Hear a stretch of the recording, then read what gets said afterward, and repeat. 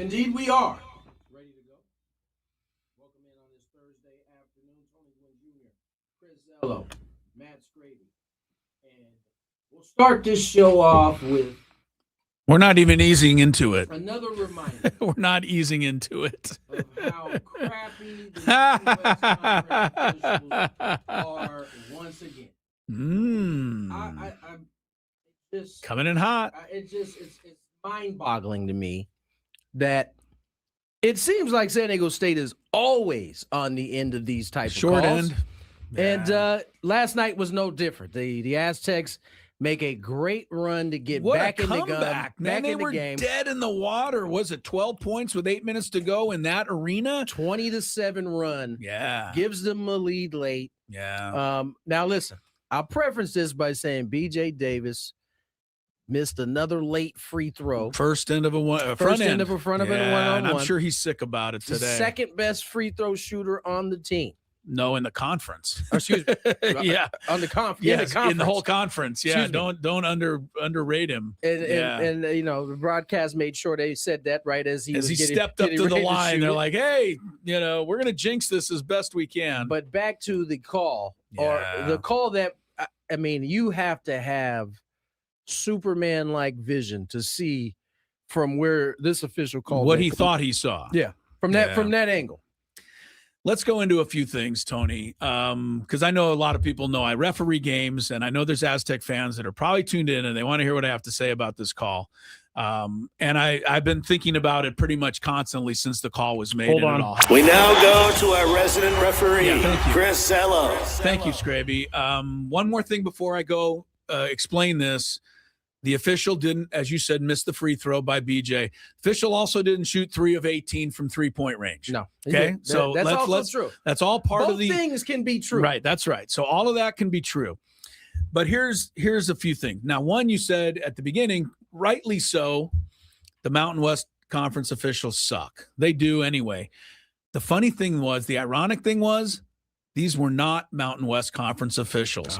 This was the first time all year. Does that normally happen? I don't know. What happened apparently was 2 of those officials had worked UCLA, Purdue the night before, and they were there. The third guy had been working close by as well. They put 3 guys together. One of the officials worked the championship game a couple of years ago between the Aztecs and Connecticut. The other 2 officials, and this is according to Mark Ziegler, who checks all the ratings on this, all 3 of these guys were top 10 rated officials in the nation. So Mark Ziegler made a point of it in his story to mention, and we're going to talk to Mark later, that this was a rarity, that the Aztecs had a game in which they were working with big time officials. And I'm going to come full circle on that at the very end of this discussion, because I think that had something to do with it. Okay. But before we get to that part, let's look at let me say. No, I know you stand corrected, but you're on the Mountain West. Well, they were working in the Conference Mountain West last night, so they were Mountain West officials last night. So you were right. You were right. Yeah. Okay. So the kid Williams drove in from the right side of the floor. The referee Anderson, and I think it's Jeff Anderson, was the guy who made the call. He was running down the left side of the floor. Yeah. And he's looking over his right shoulder because he hadn't yet reached the baseline. It was a fast break type of situation. He was the one who made the call. He had to look through a maze of bodies to see what he thought he saw.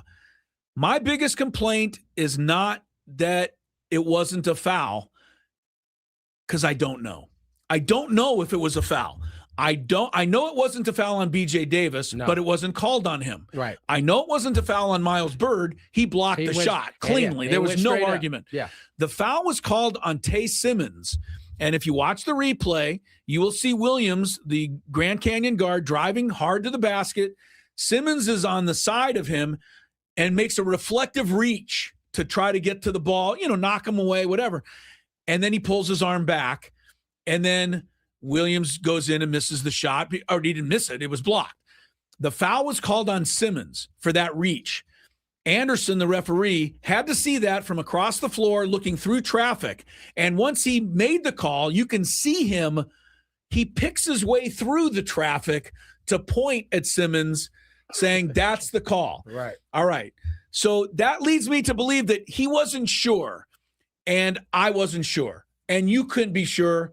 The only person who knows whether he touched him was Tay Simmons himself, Right. and I haven't heard from him yet. But I looked at the replay. You can't tell. Can't tell. So if I can't tell in the replay, that means that Anderson, the referee, guessed. Because you couldn't tell. He had to guess. Right. He saw the arm reflectively go out.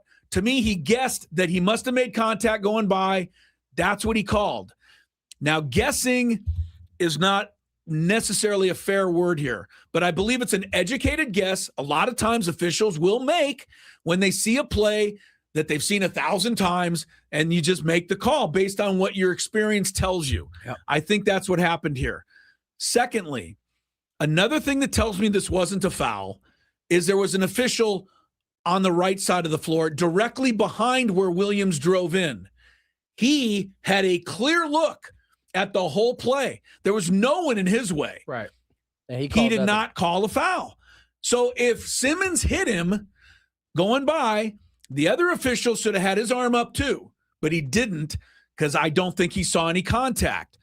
So those are the two things that I think the Aztecs have a very big gripe about. I honestly think this official, unfortunately, used his experience to guess and just reflectively thought that's a reach in as he's driving by, foul. That's what he called. And here's the thing that brings it full circle, Tony. The irony of the whole thing is the fact that these were top 10 officials. Yeah. And I want to tell you something. One of the things that makes you a top 10 official is your guts and willingness and ability to make a tough call in a tough situation. That is often what separates you from the pack. I don't think the typical, normal, everyday Mountain West official who isn't very good has the guts to make that call. He doesn't blow the whistle, and the game is over. I can respect that. Even though it affected my team. I think the irony of the thing was the one game that we had a good ref cost us because he had the guts to make what he thought was the right call. And I don't know if it was right or not. That's what I want to be on record of that. He might have been right. That was a very well put together argument. I don't know because I couldn't tell whether he hit him. Maybe his angle, he saw it. It didn't look, but it didn't look like Simmons hit him. It was hard to see any contact. I agree. BJ Davis, right. Now, if he would have called it on BJ Davis, then we could just scream from the mountaintops because there was no foul on him. Right. We know there was no foul on Bird, but it was Simmons reaching toward the guy driving that was called.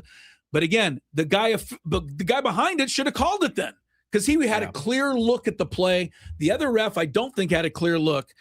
Mark Ziegler will be on with us later. I know that Mark probably talked to Dutch today. Dutch had not seen the replay when Ziegler spoke to him after the game last night. So Dutch's comment was, hey, I'm down at the other end of the floor. I screamed, but what can I do? I'm curious. He definitely screamed. I'm curious what he thinks after he sees the replay. Yeah. And I don't know if Ziegler can ask Tay Simmons or did ask Tay Simmons, hey, did you make contact or not? Because I think Tay Simmons is probably the only guy who really knows. And even he may not know because it all happened in such a blur. But I really think the irony of this is that we lost the game because there was a great official who, whether right or wrong, had the guts to make a call in that situation. I don't think a normal Mountain West official would have done it. So that's the way it turns out. I will say this, Miles Bird and the Aztecs handled it perfectly after the game.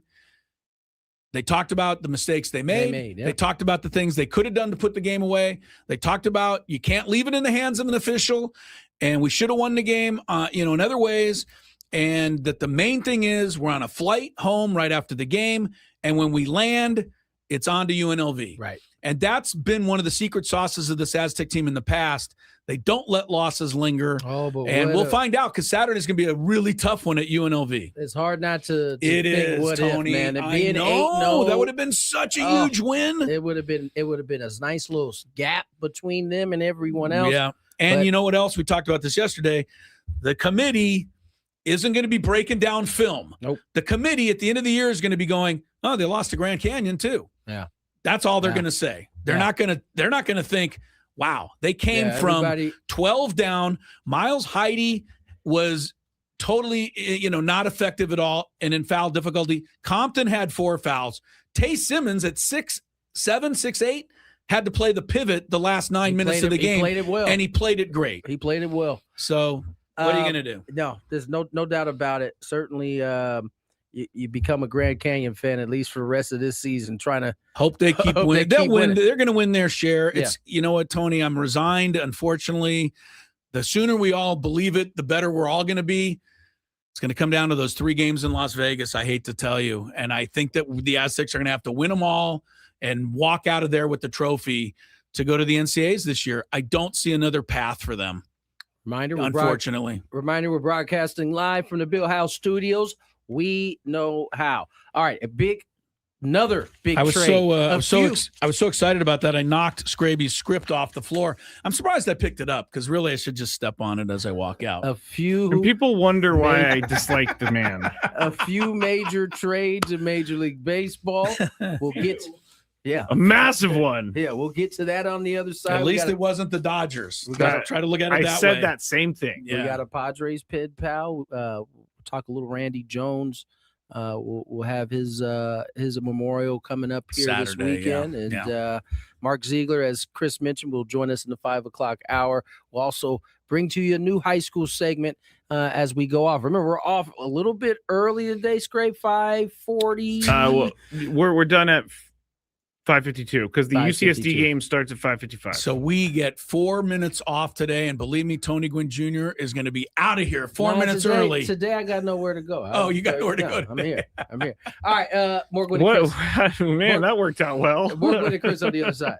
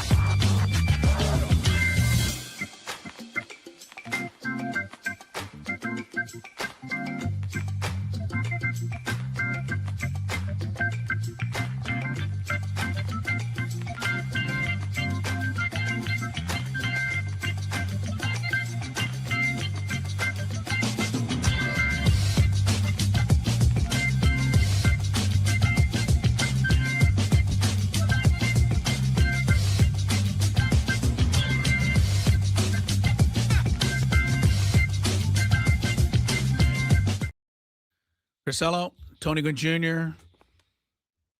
By the way, it's now Thursday. How are you doing in your recovery from 41-6? Oh, I forgot about it long ago. Really? Forgot all about it. Let's remind you about it. Hasn't crossed your mind at all. Okay, fine. It has crossed my mind, but in this way. Okay. When I was younger and a drinker, I was furious when the 49ers would lose a game. And if they lost a game like that, because I don't think I ever saw that back then, it would have been DEFCON 5 or DEFCON 1, whichever one is the worst DEFCON. One of those numbers. Yeah, one of those. I never did figure out whether a first-degree tear is worse than a third-degree tear, like in a muscle. When they I think first degree is worse. Sprain or something. Which one's worse? I think the first degree is worse. Okay. First degree murder is also worse. Okay, well, that would explain maybe that's anyway, how that goes. I'll look it up. Thank you, Tony. All I know is that people are very interested in this 49ers substation, and I got to say people need to get over it. Okay. I'm a conspiracy theory guy, but they've been practicing there for like nearly 20 years now. Yeah, so it wasn't affecting them when they went to 2 Super Bowls in 3 years. Yeah. There. But now all of a sudden it's the big deal. But John Lynch is like, yeah, we'll check it out. I think it was more of a, well, he has to do we're going to check it out. Yeah, he's got to make it look like they care. All right, NFL, obviously the championship games are this weekend. Our picks are coming up tomorrow, but we will certainly touch on Patriots, Broncos, and Seahawks, Rams. Real quick, I just want to clarify Scraby's comments. First degree is actually not major. It's minor. First degree injury. Okay, Second degree tear. Third degree tear is serious. Forget it. Yeah. Oh, so it's the opposite of murder. Is that the way we got it now? That's how Scraby explained it. Right. So yes. Okay, so it's the opposite of murder. First degree murder is worse, but third degree sprain or tear is worse. It's Makes weird no that sense. Our English language, you could do a whole show on how silly our whole language is. I give you. It says a first degree tear is minor, while a third degree tear is severe, and that's kind of where it kind of ends right there. All right. I wish I would stop saying things I don't know. I thought you actually, put out a pretty good argument there. I thought, well, first degree murder makes sense. First degree tear, I was willing to buy it. So they're saying my first degree shoulder injury was weak sauce because it was first degree. That's what I'm reading here. Right. You had very little to be concerned about, apparently. But I did get the murder right. We assumed. I didn't if he got that wrong, somebody please call him on that. No, I'm pretty sure first degree murder is I think you're premeditated. right on that. Okay. 2:20 is the time. Don't forget 5:35 today, or 5:30ish. Oh, more like 5:35. Jeff has a great point that I wish I would have known 5 minutes ago. But injuries are like burns. Third degree burn is way worse than first degree burn. Well, that's an injury though. So again, I didn't know. I would not have known that. Here's a better definition. First degree strain involves mild pain from overstretched or microscopic tears in muscle fibers, while a third degree strain is severe complete tear of the muscle or tendon causing intense pain, significant swelling, loss of function. I'm glad you mentioned that, Jeff, because I wouldn't have known that. Like whether first degree, second degree, or third degree burn, which one is worse? The only one I knew was that second degree burn was in the middle. That's the only thing I knew. I didn't know I wish we were talking about burns. I did know that third degree burn was worse. You did know that. I did too. Interesting. All right. As I mentioned or started to mention, 5:30 we'll have our biggest fan announcement.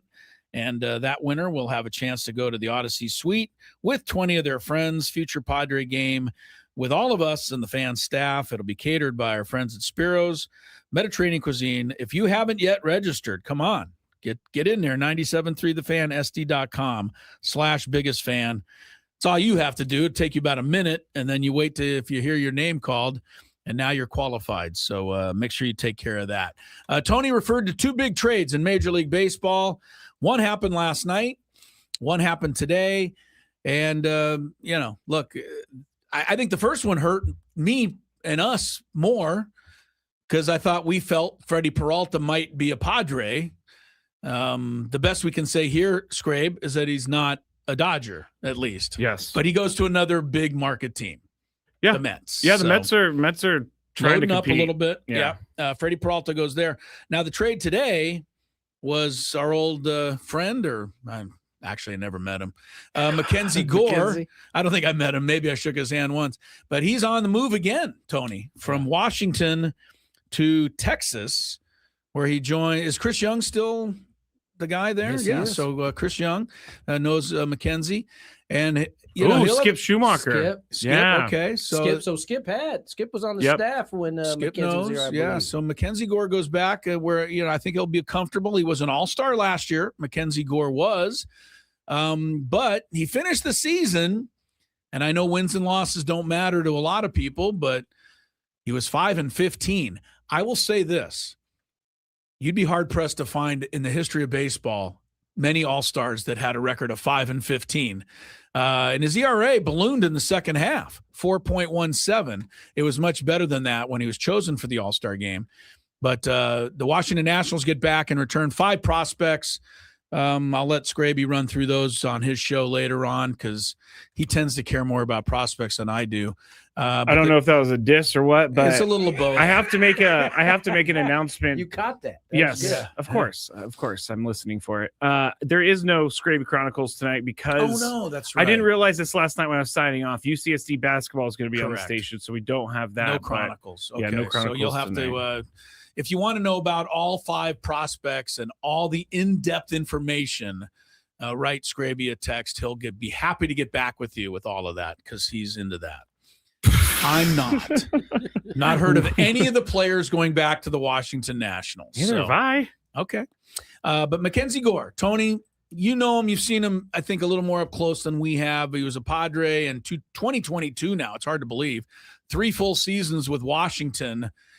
First of all, rate his development, from since he's left here. Has he been better or worse than we thought he would be when we let him go?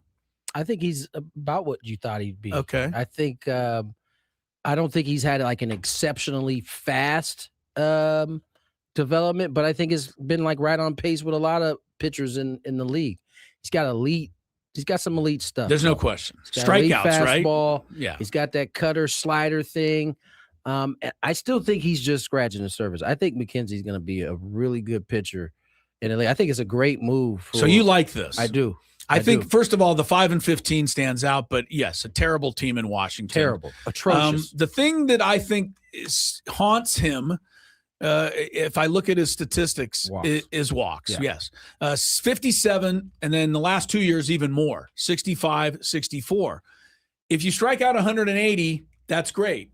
But if you walk 60 with it, that's not a great ratio for an elite pitcher. I think he pairs really well with I'm drawing a blank.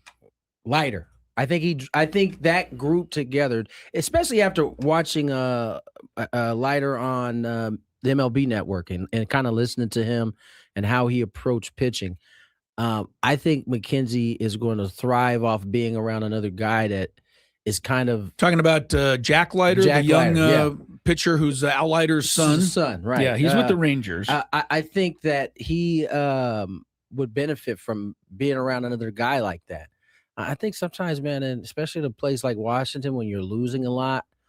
How about giving me a 2-0 lead once in a while? Guys tend to pitch a little better. Just a lead, right? It doesn't even have to be 2-0. When your team goes scoreless the first 4 innings of every game, you have that's a lot of pressure as a pitcher to go out there. You feel like you feel have like to be it, perfect, right? You'd like to have a little comfort. Texas can score some runs usually.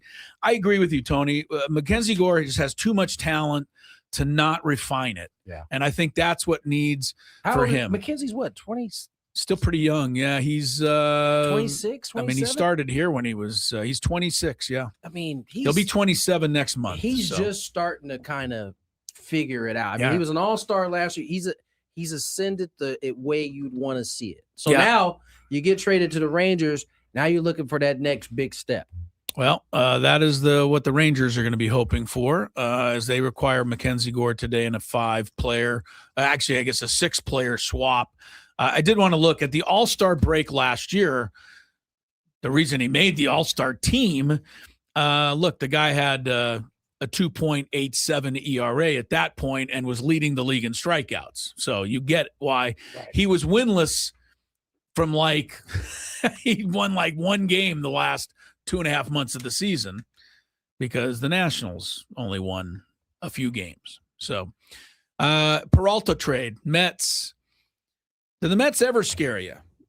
Like they pile up all this talent, but it seems like they're the kind of the Mets every time. I just have a suspicion that this is different. And you like how they're I like being how put together. They're constructing this a little bit. I think you have the GM went from Milwaukee to Stearns. You got a little Stearns smarter, a little and more. He was accused of not there were people thinking that he wanted to make the Mets the Brewers, but I'm like, he's got too much money to make it. Yes, Juan Soto would not play for the Brewers. Give him some time. He's going to start to put it together. And I think that's what you're starting to see. I don't think it's by chance that he went out and got two guys he's very familiar with. He brought in Devin Williams, signed him to be the closer. Ooh, yeah. And keep forgetting about him. Then he brought Freddie Peralta. These are both guys he had watched or was a part of developing. Right. So there's some trust there in terms of what he's getting. The funniest thing about the Mets is if you look at their roster right now, Brett Beatty, third base, Mark Vientos, third base, Marcus Semien, second base, Jorge Polanco, second base,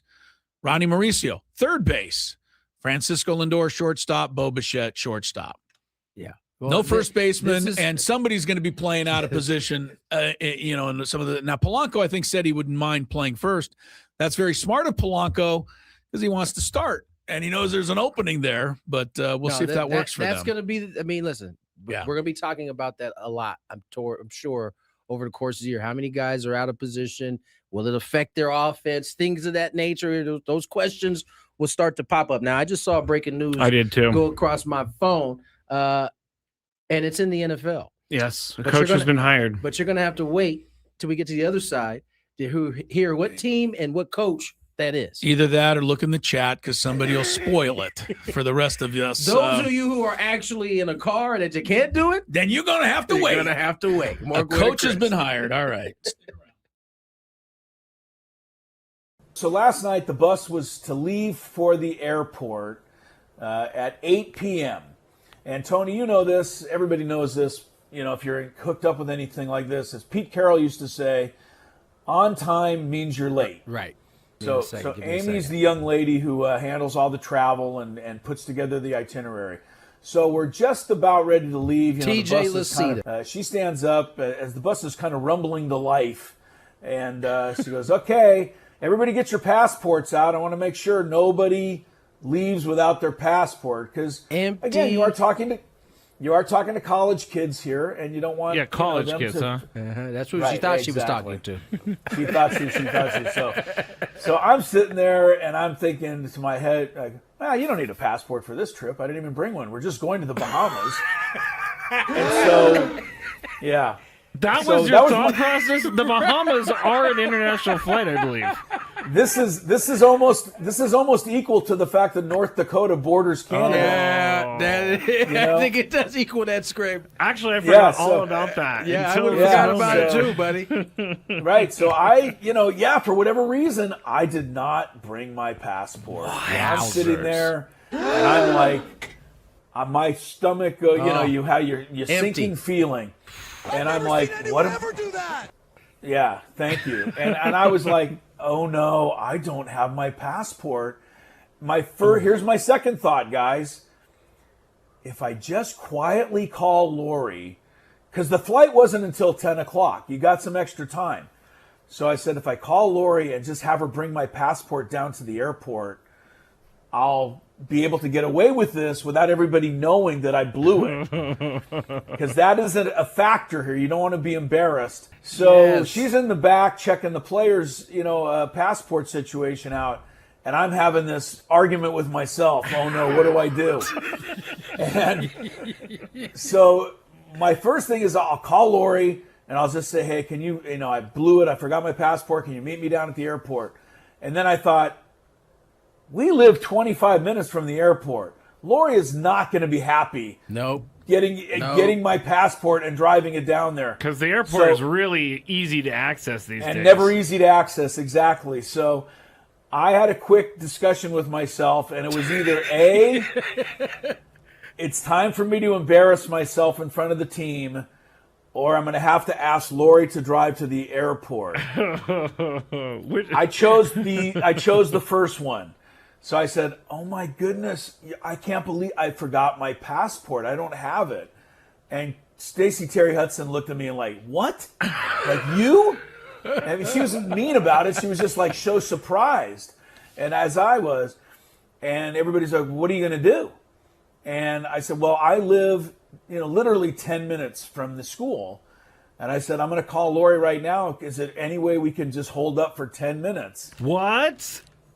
That's all. It was either that or make Lori drive down, Scrape. You got to understand my options here. They're very limited. I get it, but I think your mistake means that you have to do the hard one. Yeah, you have to deal with the hard part. I agree. Well, this didn't turn out a whole lot better.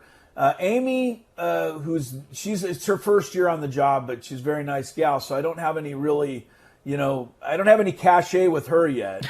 And she's like looking at her watch, looking at Coach Stacey Terry. She's like, 10 minutes, because that can be a little... That's stressful. Well, it's stressful. And she doesn't care. Her job is to get everybody on that damn plane. Right. And a lot of times what we don't know, the traveling party doesn't know, is they've already like called ahead and talked. They have a travel agent that's going to kind of expedite the process a little bit. And if they mess up that contact, then everybody's messed up. So everything is thrown asunder if you got to wait 10 minutes. And but I'm on the phone with Lori, and Lori's like, well, I'm not going to the airport. There's no way. She's like, you tell them that I'll be there in 10 minutes. You tell them. And I will give Lori a lot of credit. She, while this discussion was going on, found the passport and was already in the car. Whoa. So I give her a ton of credit. She didn't wait for... Okay, go get the passport and hurry up. Because she knew she wasn't going to the airport. So she knew she wasn't going to the airport. Exactly, Tony. She's like, I'm in the car. She did. She said, I'm in the car. So I told, Amy, and I got Lori on the phone. I'm telling Amy and Coach, I'm like, she's on her way. And I said, I drive this all the time. It really is 10 minutes. And they're like, all right, 10 minutes. So last night, the bus was to leave for the airport at 8 p.m. And Tony, you know this. Everybody knows this. If you're hooked up with anything like this, as Pete Carroll used to say, on time means you're late. Right. So Amy's the young lady who handles all the travel and puts together the itinerary. So we're just about ready to leave. TJ Lacita. She stands up as the bus is kind of rumbling to life. And she goes, okay, everybody get your passports out. I want to make sure nobody leaves without their passport, because again, you are talking to college kids here, and you don't want college kids, huh? That's who she thought she was talking to. She thought she. So I'm sitting there and I'm thinking to my head, like, you don't need a passport for this trip. I didn't even bring one. We're just going to the Bahamas. And so, yeah. Before we went to break, had some breaking news for you in NFL. This is breaking news from 97.3 The Fan. You're not really tasked with a lot of things to do. He said, oh, I'm sorry. I didn't know this got breaking news sounder treatment. Ravens have hired their new head coach. They are taking on Chargers defensive coordinator Jesse Minter as their head coach, signing him to a 5-year contract, according to Adam Schefter. I believe are coaches' contracts guaranteed, or is he like? Oh yeah, I believe so. Does he stop getting paid? Don't the you minute always he's have to let pay go? them? Like guys are still on the hook for paying. I think the Raiders are on the hook for like 3 coaches. The Raiders guarantee all theirs, but I don't know if every other team does it. Yeah, the Raiders owe, I believe, $50 million a year to coaches who no longer are with the organization. 42 years old, Jesse Minter, and there's a lot of pressure, I think, for him going to where you're trying to replace. I don't want to say a legend. I don't know if they're going to build a statue of John Harbaugh, but pretty successful. 6 AFC North titles, obviously a Super Bowl, 12 appearances in 18 seasons. It's perfect time to bring up our overtime. Yes, this whole conversation. We're talking about this. We hope that you guys get a chance to listen to it. I don't know what time Scraby's going to have it up. exporting now. Okay, he's getting in the ready. next hour or so. Next hour. Interesting topic today. It was very organic on the part of Chris Ello. It wasn't one of our typical grab ass sessions. We actually got into something today, but and this would fall into that category. Like, how good of a job have the Ravens done in finding out who Jesse Minter is, right, how he's going to affect their organization, and only time will tell. We'll find out. Right. Were they right or wrong? Right. There's no way of knowing. A lot of people could guess. They think they may know. I mean, he was a defensive coordinator for Michigan, won the national title, right? With Harbaugh. Right. Went to Harbaugh with the Chargers. They've had a pretty good defense. He was with the Ravens back in 2020 as a DB coach, so he knows the organization. They know him. Defensive assistant before that with the Ravens. But we never know how it's all going to translate to being the head guy. Now he's and it's up to the Ravens to be the ones to figure that out. Yeah, to find out, figure it out, and help him in any way that they possibly can. So anyway, good luck to him, Jesse Minter. I was trying to figure this out, but it's too confusing. How many have been hired and how many are still out there? I know the Raiders still need a coach. We know the Steelers still need a coach. There's probably another Buffalo still needs a coach. Oh, there's a rumor that Brian Dable, who coached there, I saw he's interviewing. He's interviewing. Yes, so. yeah, could be Dable. New Orleans, they got their guy. Oh, they Kellen Moore. Last year. Okay. Kellen Moore. That's right. Kellen actually. Cardinals. That's the other one. Cardinals. Yeah, nobody wants that job. I think they're going to go in without a coach this year. Are we missing anyone else? We could be. No, Titans have Sala. I think that's it. Yeah. So we got four jobs openings remaining. Left. All right. Somehow Aaron Glenn kept his job. I'm happy he did. I mean, but he somehow just got there 1 year. You gotta do. Well, that's a Woody Johnson special. Yeah, that's true. He is prone to do things. But this is where him being a part of the organization kind of comes into play a little bit. So true. But our whole overtime today is a great call. It's about what makes Jesse Minter the choice, and who is deciding whether he's going to be good or bad, and how are they going to Steve Biscotti is the owner. I'm sure he's is he good at figuring people out? We don't know. We also need to mention the Browns. Browns. There we go. That's another job. Maybe that's what I was about to say. Maybe that one is at the bottom. That's of the 5 list. Teams and still need it. Here's the one thing I'll say, and I bet you people will say it because this is what we do when new coaches are hired. Well, Minter is a defensive head coach. I wonder how Lamar Jackson will feel about that. They do that every time, as if Jesse Minter was a special teams coach. So how's Lamar Jackson going to feel about a defensive guy coming in? They always do that as if Jesse Minter's not ever going to even look at the offensive side of the ball, or he's going to hire offensive coordinator. Somebody that's people. Right. It's this whole thing that if you hire a defensive coach, that means you're a defensive team now. Not accurate. All right. I hope that Lamar Jackson gets ticked off and leaves and goes to the Dolphins. That's one of the things I've been praying for. Very wishful for a thinking. While. It is very wishful thinking. I've been calling in a lot of cards on that one, Tony. Yeah, a lot of favors on that one. All right, let's. I think Scraby's got a Padres pen pal ready to go. Let's get to it.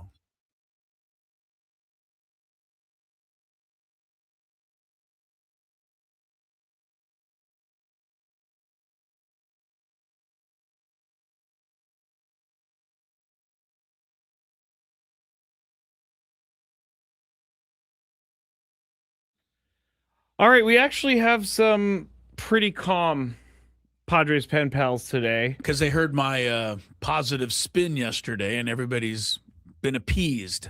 I've also been made aware by a friend that Chris was talking about a cracker biscotti. It's biscotti. Oh, the owner? So the biscotti cracker we got to mention here. I don't know. Sorry to that friend. But you should know that I always think of food before all else. I was like, when he said that, I was like, is that a cookie or a cracker? I don't know. I think it's like the chocolate. It's delicious. Possibly. And nutritious. Let's look it up. All right. We'll get into Padres Pen Pals while Tony's looking up what a biscotti is. Okay. Chris is going to be first on this one. There are still so many options in free agency right now, but I don't really know where they're going to go with DH. I've heard you say the DH position can be fluid, but I think the team needs a traditional DH to hold down that spot. Chris, do you think the Padres need a traditional DH? Well, they've tried that, right? Nelson Cruz was a traditional DH. Yeah. That didn't go too well. Matt Carpenter. Matt Carpenter was, at that point in his career, certainly a traditional DH. I don't think you have to. I believe, well, first of all, we thought Gavin Sheets last year and said, well, he can't hit left-handed pitching, so you're going to have to get somebody on the other side. And then he went out and proved us wrong. He went out and hit left-handed pitching pretty well. As I line it up right now, Gavin Sheets is my DH, right? I do like that. Okay, I do. But I wouldn't mind having a right-handed bat to go along with that. I think that's what they're going to be looking at. I think somebody on that side that can slug a little bit and give them the ability to play Gavin Sheets at first and give Gavin Sheets the ability to run around the outfield once in a while. But so I think when you ask what are they looking for, I think that would be something that would be high on their list, a right-handed hitter with some pop. And if you're asking me what else they're going to get, if they can find a fourth starting pitcher, I think that would be fantastic. We're just on the DH. We have pitchers later. Oh, he only wants DH. Yeah, we're just talking. Yeah, we have pitchers later. All right, I'm looking for names that are jumping out at the.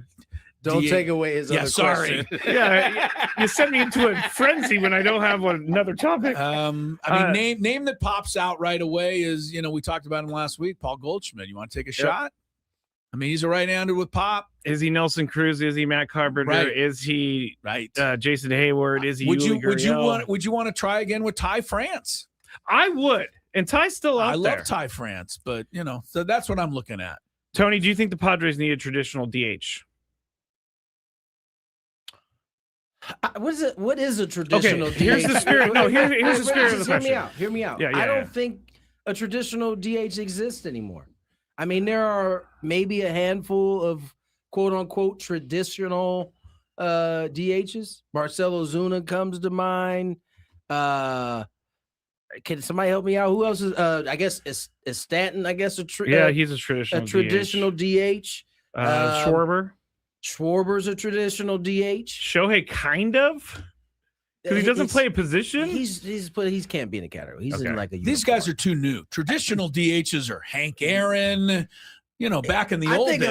I think of like Rob Deere. Rob Deere. There you go. There's a guy that never even saw a glove. Traditional, like only DH. Right. I want somebody who doesn't even own a glove. If you want traditional. Yeah. So I'm not sure. that's even a thing anymore. Right. It's not, because you only have four guys on the bench. Right. And depending on your roster, right, you may see more value in being able to rotate DHs because, you need to get guys off their feet. If you have a traditional DH, he's in there. Yep.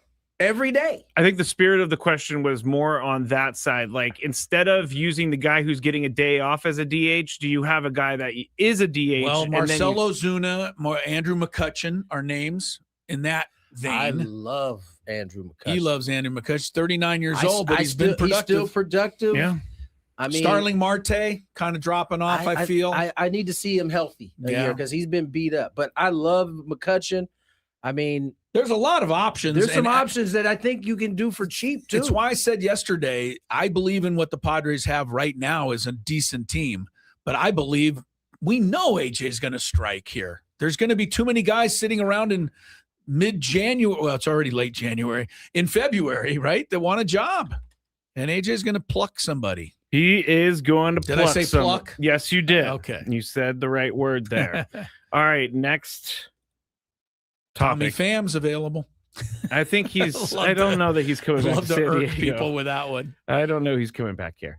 After seeing Freddie Peralta was traded to the Mets, it made me think, if the Brewers can trade a big rotation piece, can't the Padres? The Brewers rotation seems to be okay with 3 strong starters and then a group of pitchers that could be the 4th and 5th starters. So if Nick Pivetta was traded, the rotation would go King, Musgrove, Randy Vasquez, plus 2 others. Tony, do the Padres have a good enough 1-2-3 to subtract Pivetta? What? Yes, I think they would have a good enough 1-2-3. I don't know that you want to put yourself in that position, though. I think more is better on the pitching side. Mm-hmm. Because unless they ran out of pitching last Right. year on a year when you thought you had a ton of it. That's true. I think unless you feel really good that the offense is going to be a top tier offense, you gotta hang on to that pitching until it's proven otherwise. You know what I'm saying? I do. Like, so yeah, I mean, yes, they could survive. They could have. I think they could. But it would be. Here's another right-hander. It would be choppy waters for sure. Here's another right-hander that doesn't own a glove, Wilmer Flores. Yep. Don't hate that guy. And he does play a lot of positions if you put him in. So to he's the rest first guys. person in your book of people you like? Maybe. Okay. Maybe, yeah. Chris, do you think they have a good enough 1, 2, 3 to subtract Pivetta? No. Same things as Tony, but I wouldn't go there. I don't think subtracting your best pitcher is a way to go. It might work for the Brewers, but not for By the way, the Padres. Brewers are like one of the best offenses in all of baseball, so they can cover up some of that. Yeah, they got depleted pitching. Woodruff, Priester, Mizorowski. It's one of these things where I'm gonna keep it a buck with you. I don't think that 3 is all that great. Mizorowski is a question mark. is a wait and see. Yeah. Priester had a great year last year, but he's not proven yet. What's the other one? Woodruff. Yeah, Can he Woodruff. stay healthy? Yeah, he's hurt all the time. Can he And stay then healthy? you got like 6 guys for 2 spots.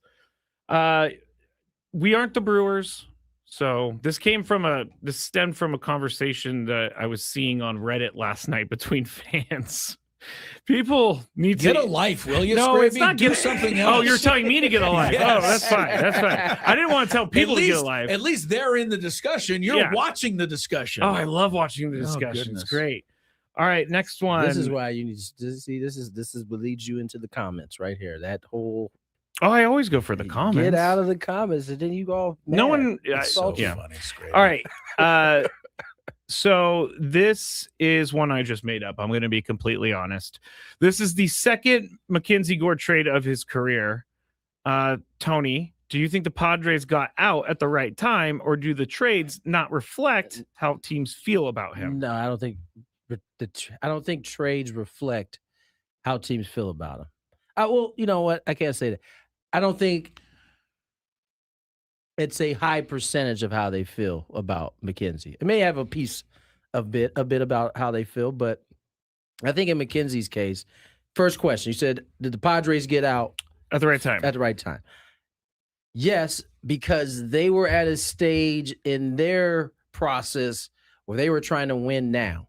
McKenzie needed to be in a place where he could kind of be allowed to go out and make mistakes, and it wasn't necessarily going to hurt the ball club, right? Could you imagine having McKenzie in the 22 season? As you know, as much as he kind of struggled in those early years, it'd have been tough. We would have known he was going to be this good, but Padres were just at a different point. So yes, I think they had to go. And I don't think this says a lot about how they feel. Nationals are in the middle of trying to rebuild. He is one of the best assets, if not the best asset they had on the major league roster. And so they made a move that they felt was helping them. The Rangers get a piece they feel like can help them win now because he's ready for that portion of his career. So I don't think the Padres got out on time, and I don't think that it's a reflection on how teams feel about them. Okay. Chris? I think Tony hit it. I want to just point one more thing out along with this question, since Tony, I think, covered what I would just be repeating. Remember, all of you who think the Padres gave up way too much to get Juan Soto. Just remember this. Juan Soto came. We went to the championship. The Nationals got all of those guys to rebuild. Here they are 3 years later. Yep. They're doing it again because all they got to show for it right now, as it looks, is two trade assets in CJ Abrams, who could go. He's still on their roster now. And with Mackenzie Gore, who's already been shipped. And out. they still have James Wood. They got James But Wood. my point being, rebuilding teams, you trade 5 for 1. It doesn't guarantee that you're going to ever be good. James and Wood here we are 3 days later or 3 years later, you're doing the same thing because you're not good yet. James Wood is going to be a fantastic player. Yes, but is that going to translate to any wins? Translated to wins at this point. Right. And he could very well be a trade piece before it's all said and done too. Now, that's all I'm saying. I know the Padre fans who we traded the world to get Juan Soto, but we did get something for it. And the Nationals the Nationals still have nothing for that. And we still have Randy Vasquez, and we still have Johnny Brito. Okay. He's making his way back. Just throwing that in there. All right, quickly, last one. Chris, you're up first. You guys talked about Mad Max a few weeks ago for the Padres. What about Verlander? I already told you how I feel. I would Mad Max, Justin Verlander, all them cats. I think they fit in very well.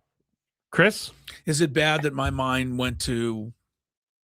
Yeah, I'm not going to say. I know. I think I know. To. I think I know. Do you know what? Do you think you know? Should I say? No, I think you're right. Okay, I think you're right. Okay, I'm going to tell you in the break. Yeah, don't breathe life into that. I hate my mind. Verlander really pitched well last year. He didn't win any games, but that was not his fault. He was not great in the beginning. He was good. Oh, it took a little bit, but guys, he went 6 innings, no runs. It seemed like every time, and it would leave the game and they'd blow the game. Padres touched him up at the end of the year. He pitched pretty well. I hate to tell you. No problem with a Verlander or a Scherzer in that 4th spot. Not at all. None. Final question. We have to go over. Yeah, it should be really quick. Chris, what's your favorite food in the ballpark? And you can't say Spiros. I'm making that rule. I don't know where they sell it, but it's that big, unbelievably juicy, fat hot dog that we were served out in the. Is it the Barrio dog? Whatever they called it. But remember, we got that out in the suite last year. My mouth is watering thinking about it. Those are all good. Yeah. Tony, what's your favorite food at the ballpark? You dumpling guy? No, I'm not a dumpling guy. What is the Cardiff area, the seaside market? Yeah, they got the Cardiff. They crack? got these chicken thighs, like garlic-y type deals. Some broccoli. That's my favorite. Broccoli. We're gonna be back at Petco Park before we know it. Yes, Smelling the smells. Yes, we are. More Gwynn and Chris on the other side.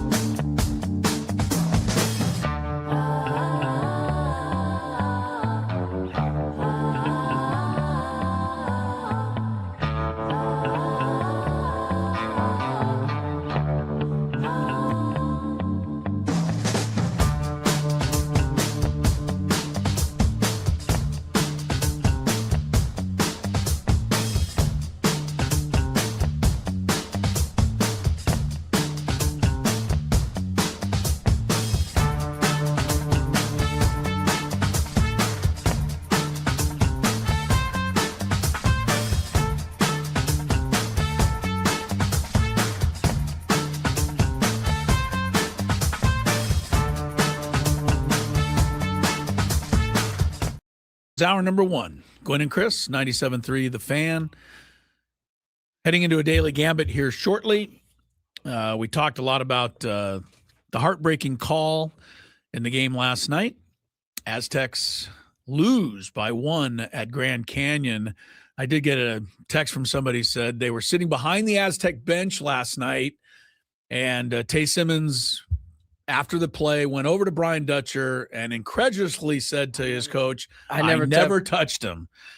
So whether he did or not, like I said, I think the official was guessing a little, and you shouldn't guess to decide the game. That feels like middle of the second quarter, fine. Not there. You trying to, I don't know. I'm just being bitter right now. We're all bitter. It just feels like if that is the case and you are guessing, yes, you're trying to like be a part you're of kind the of show. deciding the game. You're trying to get with I think you're emboldened by the fact that you are a top 10 official in the country, and which all 3 of them were.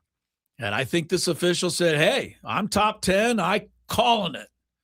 Yeah, that was brutal. I don't think anyone else would have. Brutal. I think if they would have had the typical wimpy Mountain West officials, we would have finally been we would have had a with win. We would have had a win last night. But for one night, we had good officials, or quote, good officials. Mark Ziegler in the 5 o'clock hour with more on that. Randy Jones' celebration of life is Saturday.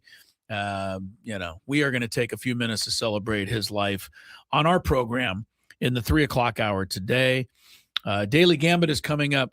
Real quick, I just went through the list of free agents, and maybe I missed somebody, but I got 23 current free agents that are former Padres. 23. That means you could build a whole team of former Padres, put them all back on the Padres. The likes of Hunter Renfroe, Donovan Solano, Ty France, Adam Frazier. Remember Luis Urias? Yeah. He was going to be the next great thing. Yeah. Jankowski, Manuel Margot just got a haircut. He's out there. I see what you're doing there. Clevenger. Remember Clevenger was going to be just got a haircut. There we go. Thank you. I didn't know what he was doing there, so thank you for helping. you. It's been a while since Fran Meal was played. Here's a couple of names that you used to love here. Chris Paddock, the sheriff. free agent. The The sheriff is out there. Martin Perez, who was a hero a couple of years ago, is out there. So is our other guy that we like, Nick Martinez. Yeah. Another guy we like. Nicky Tight Pants is out there. Anyway, that's just some of the names Nicky that we Tight Pants. that we could re-up with a lot of those guys. They're all available. All right, Scrabe, let's do we got anything else before the Daily Gambit? We are at the Bill House Studios. We know how.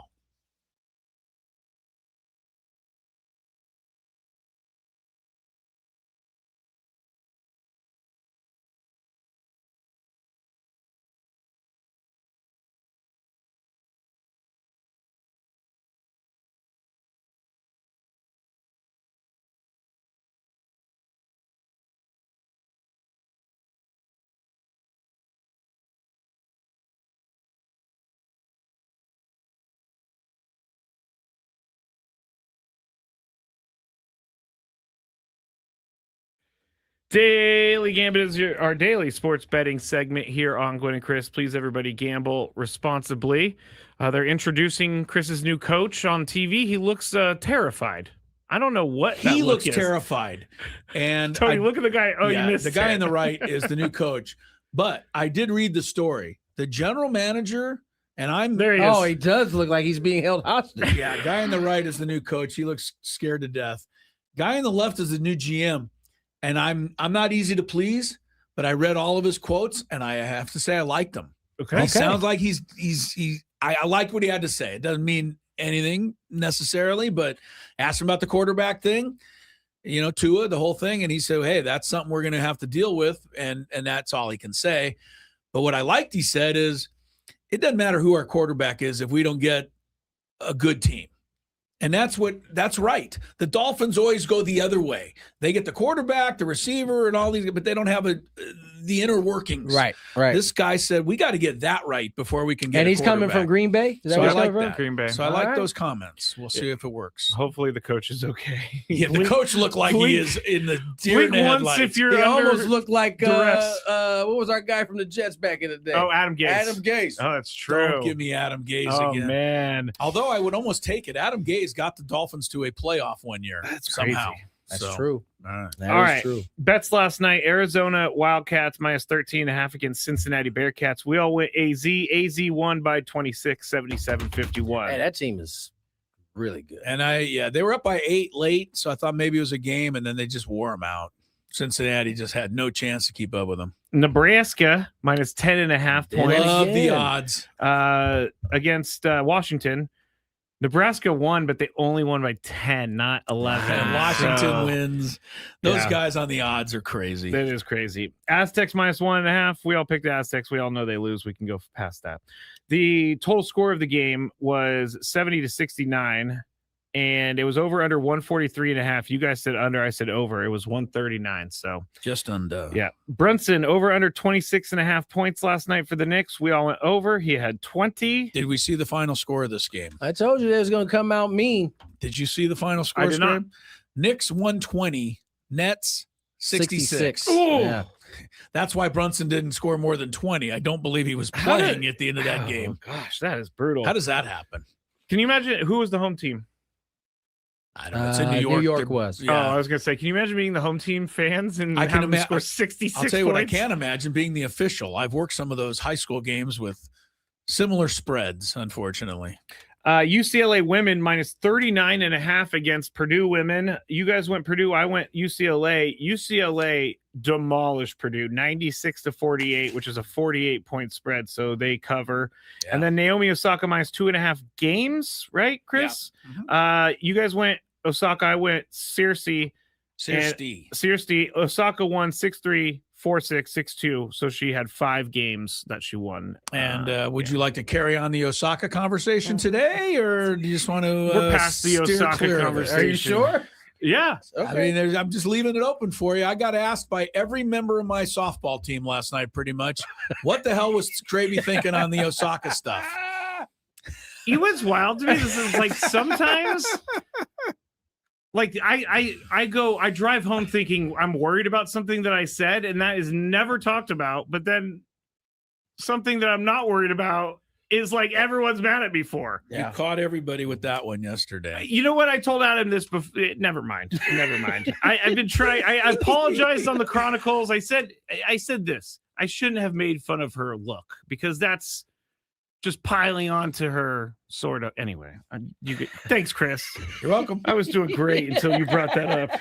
Well, he brought it up before the show. We didn't, because there was a little controversy in the match. Because Osaka was celebrating between points, and afterwards, Circe would not really give her a good handshake. She gave her like a dead fish. Kind of a dead fish, and Osaka said, "What's the deal?" And now people are saying Osaka was behaving badly. I did not say that.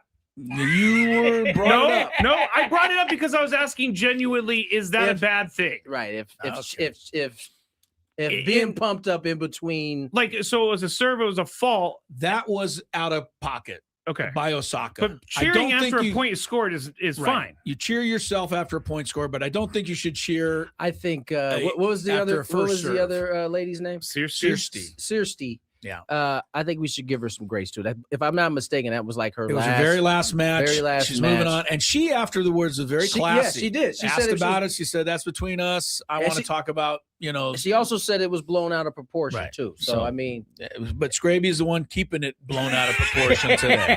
Chris loves to make me look like a bad person. But I was genuinely, just like the time that the person got mad because there was a net ball and the person didn't say you got lucky or whatever it was. I remember that one. Oh, too. Yeah. That's right. So that's ridiculous as well. I don't think there was anything that Naomi Osaka did wrong, but I'm not a tennis person, so I was asking. All I know is, as Tony likes to say, no lies told. I got asked by 3 different people last night, so that's why I wanted to bring it up. That's great. They were asking me, what did I say? I don't have an answer for Scraby. And you don't have one either. Just move on. Lakers 1.5 over the Clippers tonight. I think they're at Clippers. I'm going to go Clippers, Tony. Sorry. Clippers looked terrible the other night, but I think they were tired back-to-back in Chicago. They get a little rest. I think Kawhi is supposed to be back, and that makes a difference.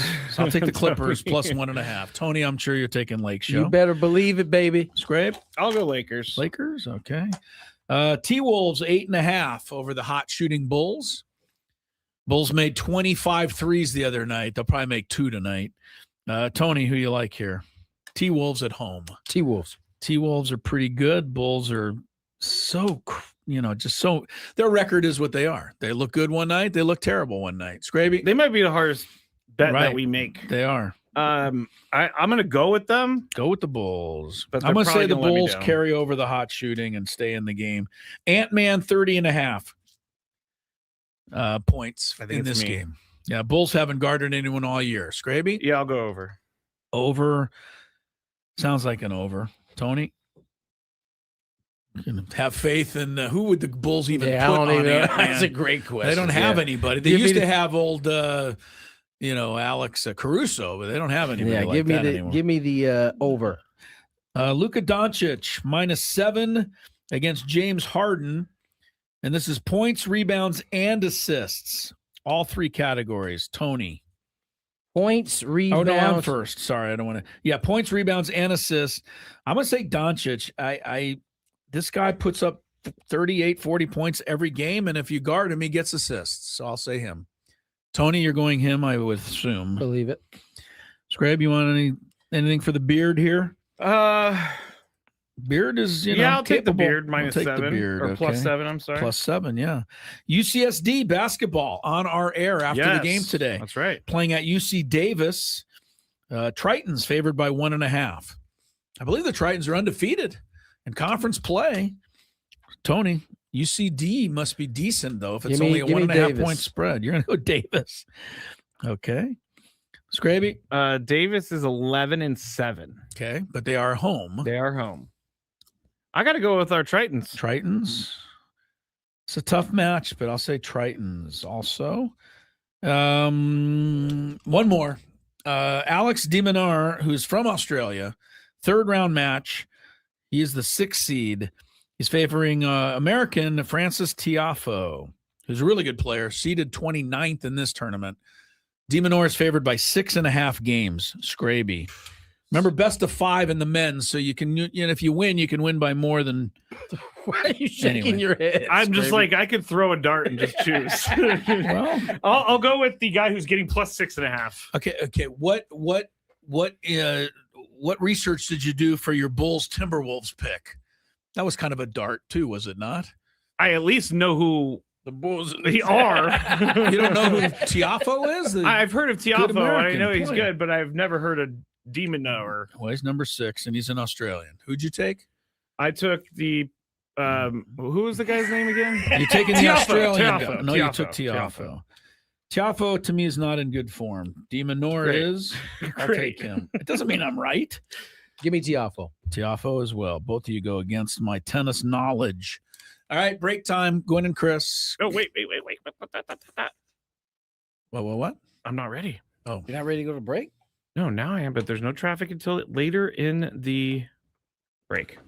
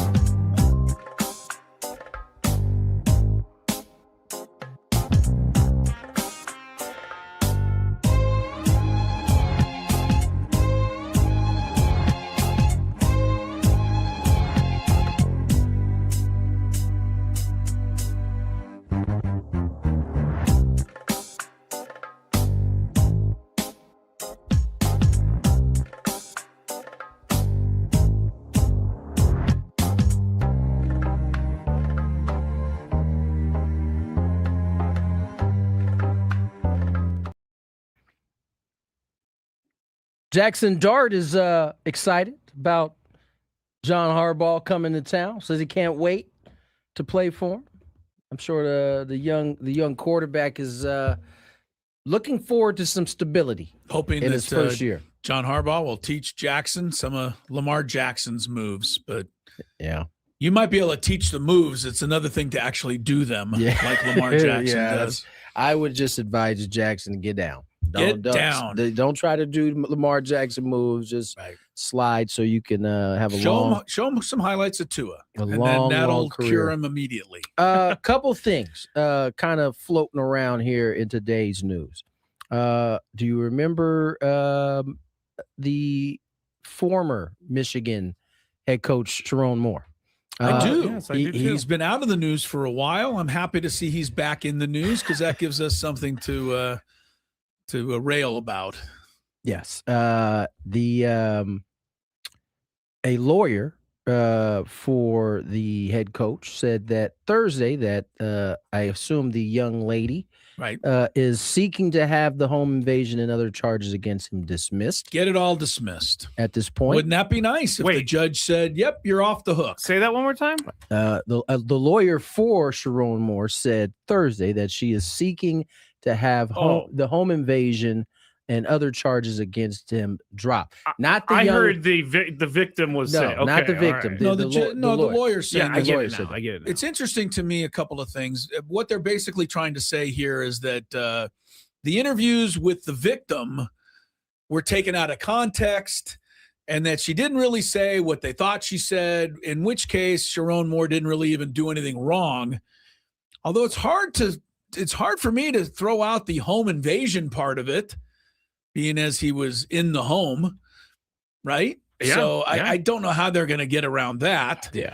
But we'll see. Sharon Moore's 39. He is in people were asking, is he still in jail? Where is he at? He's out, but he's got one of those tracking devices on. I don't know how those work, and I shouldn't ask Gray because that'll make me sound like he knows. I mean, but does anybody know? I do is that know. like something you put around your ankle and you're just wearing it all day, or yeah? And once you leave a certain how do you area, put your socks on, or you don't wear socks for a long time, or or can you take it off just to put your socks on? Back in the day when you almost had one. I almost had one like 15 years ago. Okay.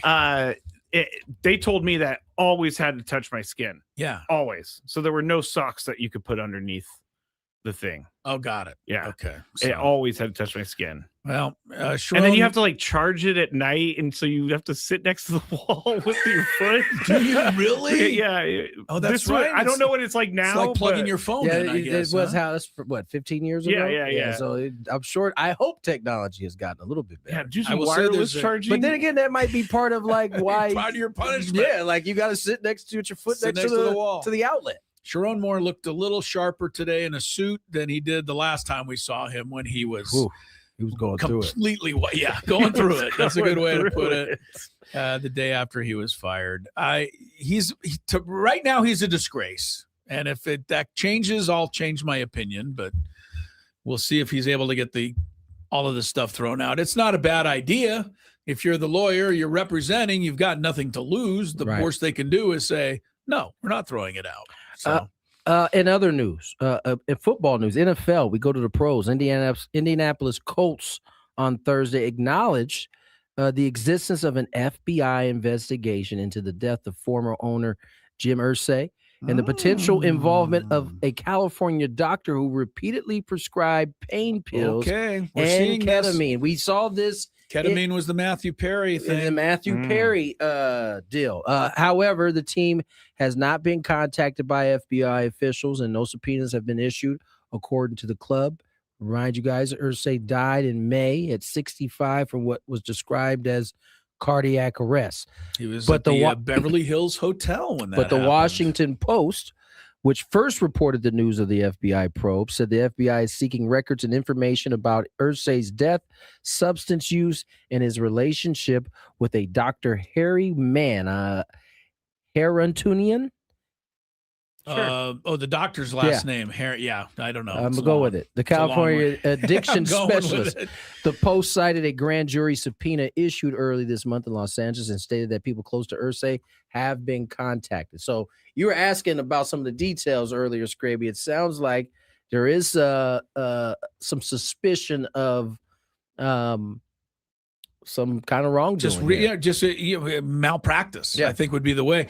I was wanted to go with malpractice, but I wasn't 1,000% sure that was the right way. My thing, I think this is a really tough one, and we don't know, and we don't get all the information. We're not in the courtroom. We don't hear all of the testimony on stuff like this. But if you're a doctor and you're treating somebody who is, either completely anxious, but you're an addiction specialist, but your patient has just tons of anxiety or can't sleep for like days and days or is in pain, and you're prescribing him stuff to try to help, and maybe that's not helping. What do you do if you're the doctor? It seems to me maybe to prescribe a little bit more to try to help give the person some relief. And if the person is also on the side doing drugs and other things that maybe you don't know about, these are the kinds of cocktails that kill people. But if the doctor is knowingly putting him in danger, then it is on the doctor. How do you make the decision? Trip this fact right here. It says Irsay, who spent long stretches in California, died at the Beverly Hills Hotel. The Post has reported, give it another shot with this doctor's last name, that Harotinian was also staying at the hotel and treating Irsay before his passing. Like he was in the hotel with him. Yeah. So and like Michael Jackson, go back to the great singer. I mean, we don't know what happened. Prince, we don't know what happened. But it seems like all of them were a little bit similar, right? Were there drugs mixed with prescription? It was prescription drugs, or was it just prescription drugs? Okay. Well, there could have been some recreational things, but mostly it was the prescription drugs. Right. But so is that always on the doctor, or does the doctor give Michael and I'm using him, but as an example, but does he give him a prescription, says take 2 of these, and Michael Jackson takes 6 of those?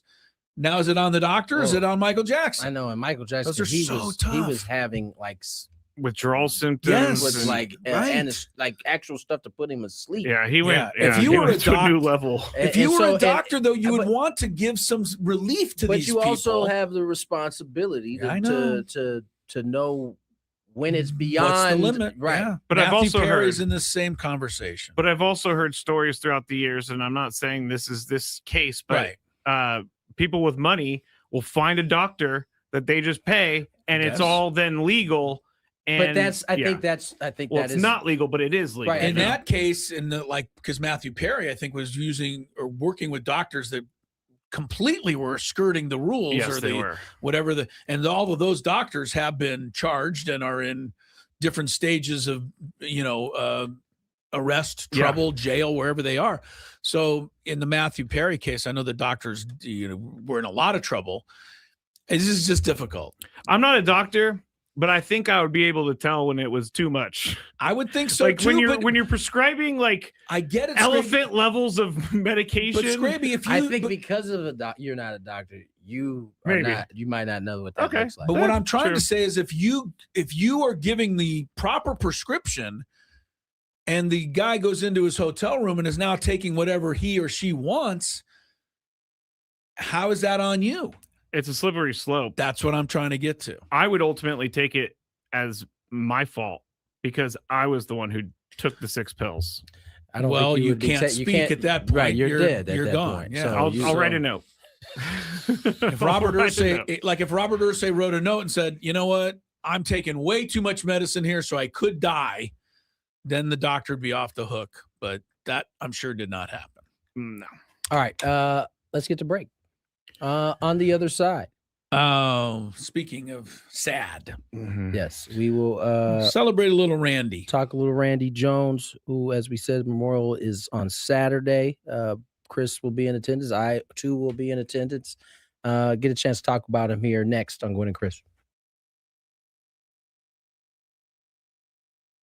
And what is before they try, what is the heat index they're facing? Do we know? Or Well, you could look up the Scoville on a ghost pepper. Yeah. It's one of the world's hottest. There's a couple of hotters. Scoville's the measurement unit. The X pepper and all of that. Thanks for the education because I did not know. I've allowed milk and bread, but if I was asked, tell us the actual rules of this. Like the rule is, see if you can do it. I guess you guys alternate spoonfuls until one of you can't. One of you can't do it anymore. Yeah. That's not happening. Until you can't do it anymore.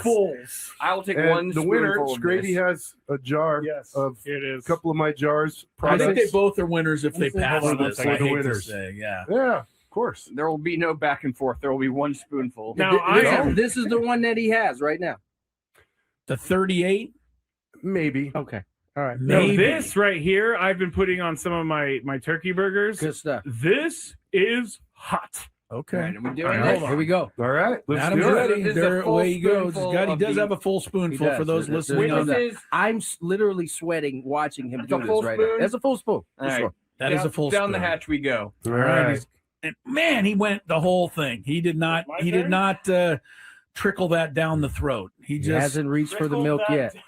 Scraby's coming over. When does the heat kick in? Oh, I knew it. When does the heat kick in? Wow. you better go, dude. There goes Scraby. They both Scraby, did. you swallow that, Scraby? Yeah. That is some good stuff. It's delicious. delicious. We're gonna see it. Tasty. I'm gonna watch you now. I'm feeling it already. I am. Are you? No. He's Adam's feeling good. feeling nothing. All right, so take another spoonful, Adam. You'll win. Oh, come on. Now we're double dipping. He's all you one can't put your spoonful. same That's spoon not in what there. the competition's all about. We always said Spoonful that. two. Yeah, go for Oh it. yeah. I always said that Adam Klug was kind of had a. I at least used a different spoon. No double dipping. All right. I didn't know where. I don't. I Think always it thought matters. Adam Klug had a cold persona, but evidently it's just the opposite. All right. Big He boss is Michael handling Valenzuela it. in the Wait, YouTube now, chat, dog. by the way. What you waiting on? You let laughing it drip in your hand. Oh, okay. Scraby, where are you? Let me see. Okay. I'm just looking at Adam, and Adam's not having any problem at all. Look at you, Adam. Adam is backed up. College But boy. this I must tell you, Tony, wait, that Adam has cashed the check. Yeah, he did. Yeah, he he did. cashed You said I his wouldn't check. be able to catch I you. did. No, you I cashed sure it, did. man. You You proved me cashed it wrong, for my sure. friend. I Scraby, gotta tell you though, this is further proof that whatever we got him with that the tie, tie thing, was yeah, because super weak. this is less than a 10, he's right? He's over here having a difficult time. You're turning a little no, red, The time Scraby. was just as bad. You're turning a this little hit me red. By the way, faster. this is delicious. Oh my Oh, God! he's He's going taking another worse. one. Yes. Come on, Adam. Wow, you're gonna have to come back in 6 months with like an 88. Oh. 38. We'll have to go with the higher Scoville next time. All right. Oh, wow. Look at this guy. He's talking Drop. trash now. Well, he I haven't had a sip of milk or bread. He hasn't even reached for it. No, he doesn't came out even of the need the gates bread. talking trash. All right. All right. Now Hey, I'm man. going to take another one. What? Well, Why you got are you got a doing whole this other to spoon. yourself? No, because I don't want. You don't want Adam to say He, he by has the way, wheat sauce, yeah, he baby. get the whole Full spoon, get the same baby. thing that like he's dropping it all in there. Keep the studio clean. It's all anybody's Big worried boss about. Michael watching over here. Come on. Ooh, boy, Scrabe, get back in front of the camera.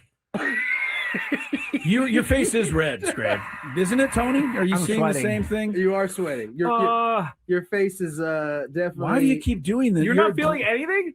Adam isn't even Anything? moved over I there. feel a 1 or maybe a 2 out of 10 here. Wow. Adam That's ridiculous Klug- because I'm. Wow. Adam Klug is a tough Gravey's son now of a bent gun. over the trash can. No, over I had there. to spit. I was going to say, it looks like Adam Klug may be producing the rest of the show because he's fine. Scraby may need Scraby's to going to go bed. get bed. Yeah, you know, assistance. Here's want Frank- the milk, dude. It might Frank work predicted better. that. No. Oh, did he? Frank Scraby's having predicted that. bread. Oh yeah, that Adam would just cruise through this with Frank no problem. predicted this. He did. Frank on the last show. I said know you Adam had would it have like no that. He problem. did. I got a newfound respect from Tony Gwynn Jr. Yes, here. you do. So- all right. So Scraby has the prizes for you, Adam. You have one, a jar of the ghost You can pepper have as much of this salsa as you want at all and times. the, Yeah. Mr. Lane's Roasty 38 chili powder. You should let me have that chili powder though. I think I do. I think I would do more damage. Started with off this. giving me the mild. My And what is before they try, what is the heat index they're facing? Do we know? Or Well, you could look up the Scoville on a ghost pepper. yeah. It's one of the Suspect. world's hottest. There's a couple of hotters. Scoville's the Reaper measurement and unit. The X pepper and all of that. Thanks for the education because I did not know. I've allowed Yeah. milk and bread, but if I was So asked, tell I would us have tell said us the no. actual rules of this. this. Like the rule See if is you can do it. I guess you guys alternate spoonfuls until one of you can't. That's one of you not can't happening. do it anymore. Yeah, That's not happening. until you can't do it anymore. Fulls. I will take And one. the winner, spoonful of Scrady, this. has a jar of it a is. couple of my jars. I think they Products. both are winners if they pass Hold on, this. for I the hate to winners. say, yeah. Yeah, of course. There will be no back and forth. There will be one spoonful. Now I am. This is the one that he has right now. The 38, Maybe. Okay. All right. maybe. These are always tough segments, but I'm going to try not to make it that way. Let's try to have some fun with it, and let's try to celebrate a little bit. That's what they're going to be doing Saturday, 11 a.m. at Petco Park, and I'm really feeling like a lot of Padre fans are going to come out for this. I hope you do. They're opening the gates at 10 a.m. Saturday. You come down to Petco Park, 11 a.m. They start the ceremony, celebration of life for one of the legends of the Padres, Randy Jones, passed away in mid-November. Admission is free. They do want you to go online and get some tickets in advance. Go there. You can go to MLB.com, or I'm sure the Padres website. Get a ticket to go in, but it's free. And we're going to talk a little bit about Randy here. Before we do, though, Scraby, get us home, or help get us home.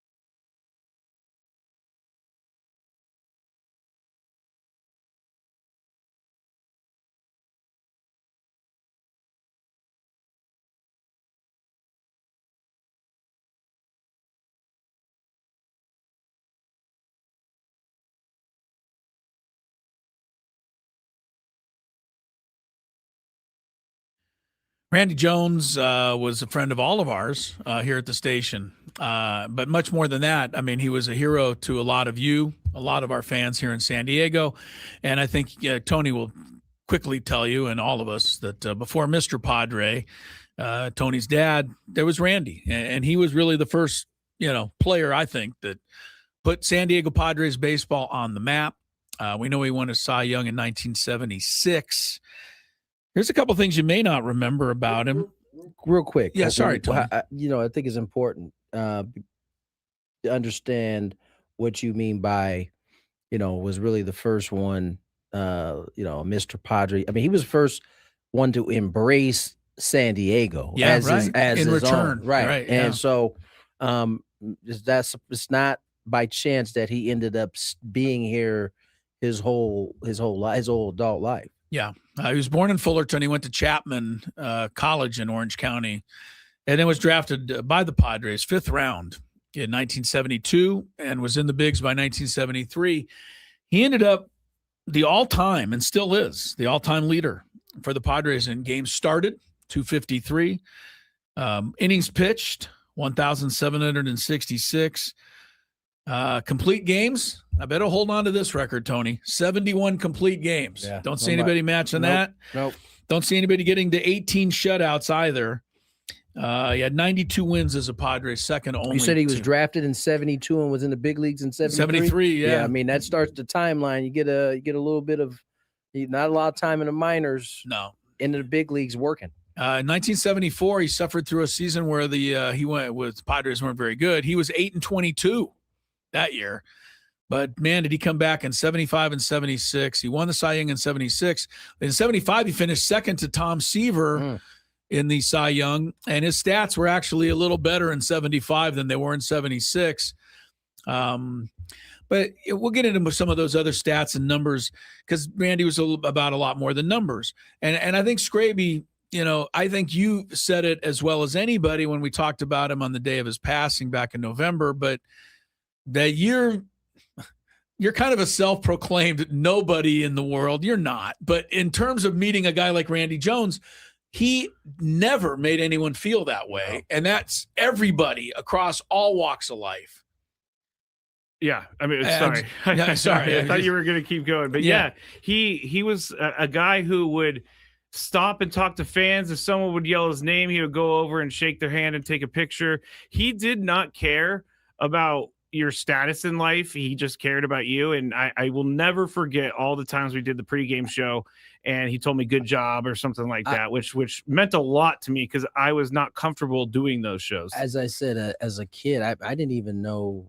I wasn't even familiar with. You didn't Randy, know he was a big league ball player. You just knew he was a good guy. I just knew he had some bomb barbecue and that he let's not leave that out. And that he greeted everyone that came to that barbecue spot. Yes, he did. Like and treated them just as Scraby did. And so, as you grow older, you start to learn about not only was he a great human being, he actually was a badass on the mound, in the big leagues. And so, you're right. We don't want to make this a sad deal. We want to celebrate him, but it's tough to fill the void of somebody who, brings that kind of energy all the time. Well said, Tony. To me, he was a hero growing up because I was a little left-handed pitcher.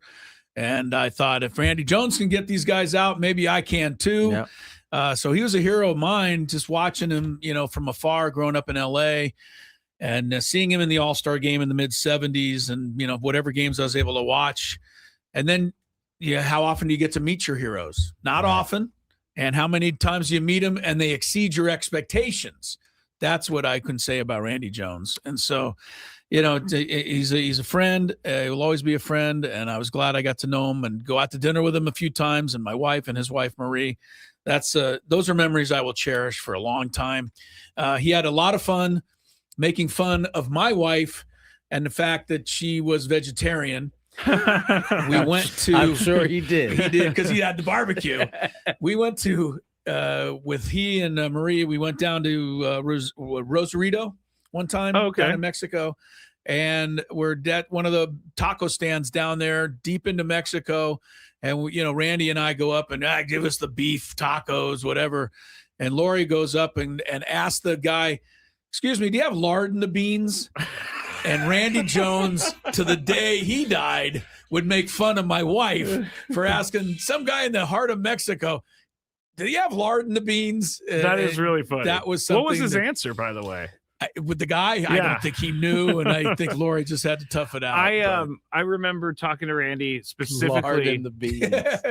about at spring training one year about how he missed his dogs, and I said I missed my dog too. So those are you just have the most normal conversations. His with Randy. dogs used to come into the studio back in the day. RJ was one of his dogs, and then he had may have been RJ 2, if I'm not mistaken.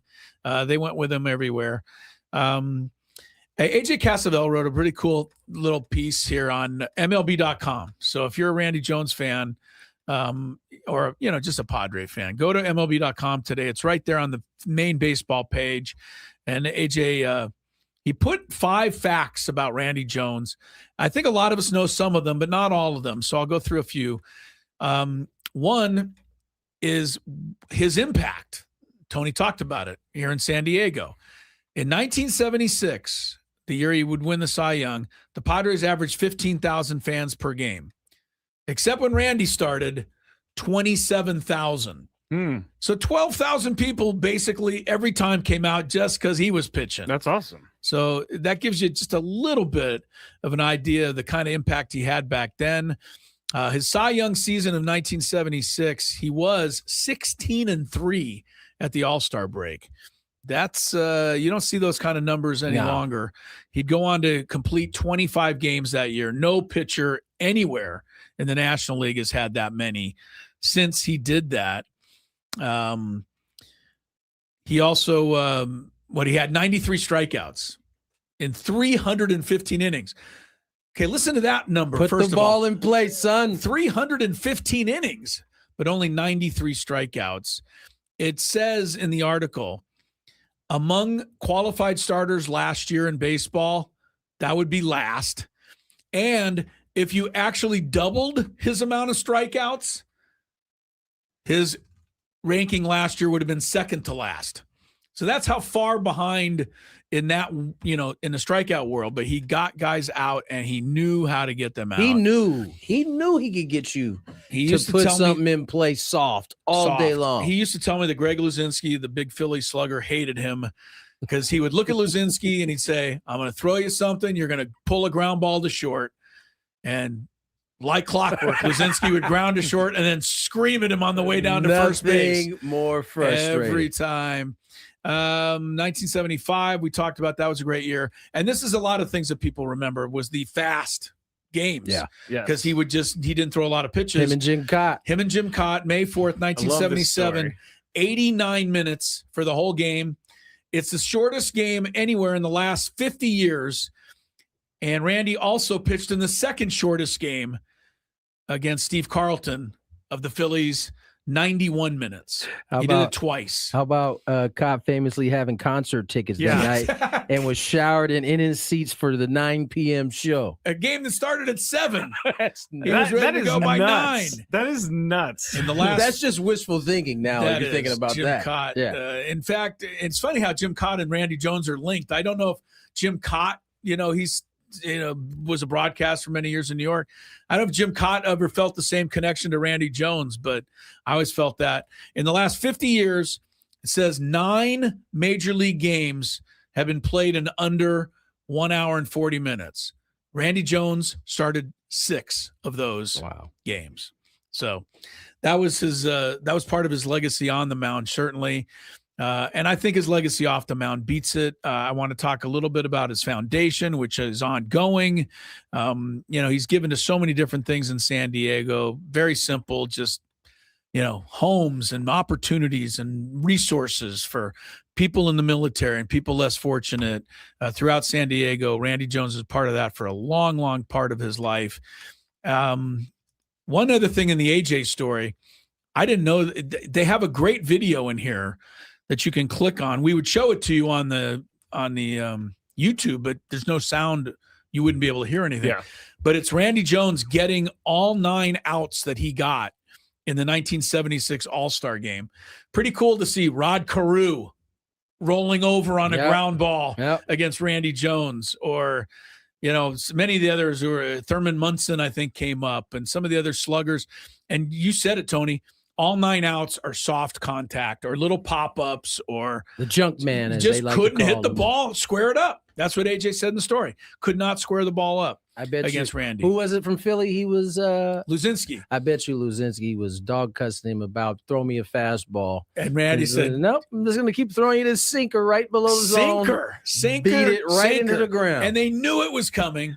And they just would, bound. It had to be frustrating as everything. So anyway, Saturday is the celebration of life. Like you said, Tony will be there. I'll be there. Not that you're coming for that, but we hope you'll be there. Entry at 10 a.m. and the park at Petco Park, and the program begins at 11 a.m. for Randy Jones. I wonder, and I'm not trying to put pressure on the Padres, but I wonder if they're going to have like a patch or something this year for the uniform. They would have. I would think they would have announced it. Maybe they're going to. They might have announced something, and maybe they do it this weekend. You're right. They might. I don't know that. Randy would probably. He'd be the first to say, "Don't do something like that." Yeah. But I know what you're saying. I mean, he is one of the retired numbers, right, that we have in the organization. Number 35. No one's ever going to wear it again. So 75 years of age. Randy passed in November. Dominic is asking for the out-of-towners. Will the Padres be streaming it? I don't have the 100% answer, but I have seen that the Padres said they're going to try. So I also know we are carrying the ceremony here on the radio. So at the very least, if you are out of town and you can't make it, you want to hear what's being said, we will have the ceremony on the radio here Saturday at 11 o'clock getting started. All right. Well, where do we go from here? Yeah, I was hoping to push it right up to the end of the segment here, but we've been lucky in San Diego. I mean, I'm going to throw your dad in here too, Tony, but I mean, to have some of the greatest people in our midst in the Padre organization. And those are two that Yeah. belong in the same, they belong in the same sentence and the same story. I think they're one and the same in the fact that they came here and loved it and never wanted to leave. And they spent the rest of their lives, in the city. So I think that's why they'll both, forever, at least for the generations that got to experience them or are close to them in some way, they'll never forget those two. Wasn't he a very good golfer too, Randy? I'm going to say no. Oh, but I could heard be that wrong. he golfs a lot, or he golfed a lot. Well, we all golf a lot. Doesn't mean we're any good. Well, yeah, I know. Usually, I don't know that he was good at golf. A little bit better. You know what? I should take that back because maybe he was really good and I just wasn't aware of it. And now You didn't start playing golf until bus. after, I didn't play golf with him. Yeah. I'm loving this video of the 1976 All-Star game. First, the Padre uniform was just kind of hunky-dory back in those days. Hunky-dory. Just kind of whatever. There's Thurman Munson taking a big swing, but a slow roller to short. No problem. Rod Carew grounding out in the first inning. The second inning, you got Fred Lynn taking a mighty hack and popping up to Garvey at first base. Why'd you pop up like that, Tony? Because you're way out in front of it, right? Yeah. It's the only way. Bobby trying Gritch, to go get it instead of letting it come to you. They couldn't wait. I know those guys are like it's an all-star game, but it feels like those guys took it very seriously back 1976, in the 70s. absolutely they did. The starting pitcher for the American League in this particular game that year, the game was in Philadelphia, it was the Bird, yeah. Remember, you never saw these guys. National League never right, you saw. didn't get a chance. There was no interleague play. This was like your one chance to see Rod Carew. Right. Yeah. What am I going to do against this? I've heard about this guy. Right. Yeah, and Mark Fidrich, the great Bird, was the starter that night for Detroit. Randy Jones was the winning pitcher in the 1976 All-Star game. He also got the save in the 75 All-Star game. He got the last outs in the 75 game, so he had a good All-Star career. Yeah, in that regard. All right, here's another good stat before we're trying to just get to the top of the hour. 68 consecutive innings without allowing a walk. He set the record back in 1976. The only guy who's ever broken it. Who do you think? That never walked anybody? 68 consecutive innings without a walk. The record has been broken. Greg Maddux. That's the kind of level of, control that Randy had. That took somebody like Greg Maddux to come along and break that record. So Rod says, love Rod Carew. Had the pleasure of seeing him play in Anaheim as a young lad. Rod Carew, man, guy, you could wave the wand around a little bit. Just a little bit. Just wave the wand. That's how it looked in his hand. He just kind of was magical. Just flicked the ball. I mean, your dad had obviously a certain, way with the swing. Rod Carew's even seemed a little more lighter and more relaxed than your dad sometimes, Tony, the way he would flick it down there in the left field. I mean, there's two dudes who were fully in control of what was happening in that box. And that's ultimately where you want to be as a hitter. Like, even though the pitcher's dictating the action, you still are more than comfortable just to react to what he's doing. Yeah. Rod Carew's as good a hitter as I've ever seen next to your pops, for sure. All right, let's get to the top. Randy Jones, Saturday, 11 o'clock. We hope we'll see everybody out at Petco Park. I'm sure it'll be a big crowd, so get there early. And we honor and celebrate Randy. We have our Chris versus the Fans segment coming up shortly. Did you know, Chris, all guests on 97.3 The Fan join us on the David P. Shapiro Fan Hotline. When Randy used to join us, he was on that hotline. Yes, he was. Criminal defense attorneys helping good people regain control of their future when charged with a crime since 2010. Visit davidpshapirolaw.com. I think I got some interesting questions for Chris versus the Fans today. All right. I think I went in a different direction than you see how that plays out. It's coming up next. There it is. I kind of like watching Chris waiting for the music.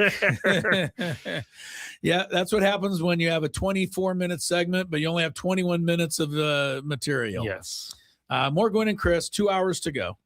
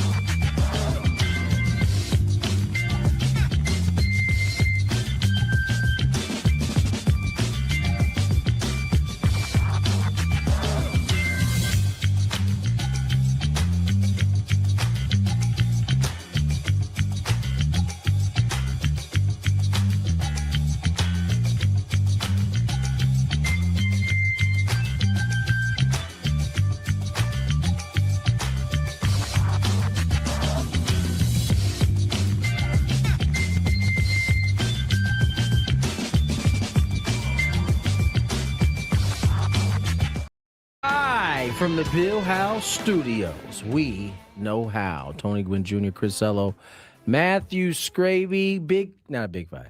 Chris versus the fans coming your way. 833-288-0973. Have a chance to take down Mr. Ello. And a chance to qualify for what Sammy Hagar, right? I think that's what the new one is, huh? That's the one. All right. Well, lead singer of the band Van Hagar. That's what they called it when he took over for Van Halen. I do love that. Get your spot in line right now. Again, 833-288-0973. Trinity Rodman becomes the highest paid NWSL and woman in all sports. Good for her, and deservedly in the sense that how many, other than maybe a couple players on the Wave, and I hate to tell you, I kind of struggling there myself. So Trinity's about the only player a lot of people know. To be fair, they got a lot of turnover happening right now. They've been turning over. The Wave moving away. We were best friends with the Wave the first season. Alex Morgan be on. The coach came on all the time. The general manager. We were all into the Wave. They kind of forgot about us, Scrape. Yeah, I haven't forgot about them. I also I know you haven't. You love to go to the game. I stopped reaching out because there was no point. Why? Why was no real? This was like 3 years ago. So I know. It's different now. I guess. Different. I don't know. You walked yourself into holes for why, for no reason. I don't know. You didn't even need to say that. I know. All you had to do is say they didn't return my call once, and I got mad, and I never called them again. Let's move forward. Chris, hit the dump button. We just went over this. All right, here we go. No, he actually did it. All right. Shall we Wait a minute, we're not on the air again. Oh, no, we're on the air now. Again. Shall we get to Chris versus the fans? Yes. All right, let's do it. If you had one shot, one opportunity to take down the human almanac himself, howdy do. Now is your time. Listen to me, this guy is dangerous. Now is your opportunity to win a prize. Well, I hope you know what you're in for. Chris versus the fans starts now on 97.3 The Fan. All right. As Tony told you, we are playing for a qualification for a trip to Las Vegas to see Sammy Hagar at Dolby Live at Park MGM, a 2-night stay at Park MGM Las Vegas, and a $100 gas card. Sammy Hagar returns to Las Vegas with his Best of All Worlds Las Vegas residency. You can see him from March 11th through the 21st and September 18th through the 26th at Dolby Live at Park MGM. Tickets on sale now at Ticketmaster.com. The rules. You have to make it through 3 questions. Each question is going to get more difficult. If you get the question right, you move on. If you get it wrong and Chris gets it right, you're eliminated. But if Chris gets it wrong, then you move on to the next question or you win.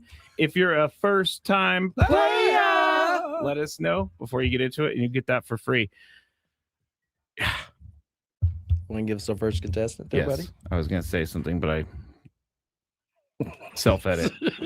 Let's go to Steven. How do I know it was something kind directed it at was me? it was a waste of a minute, and so I'm self-editing. Okay. Steve, you said? Yeah, Steve. Steve, how are you, sir?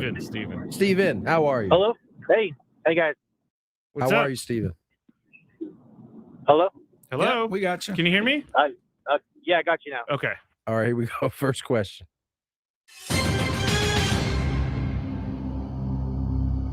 Randy Jones played with the Padres and what other team? Ooh, I think that's a tough number one for many people.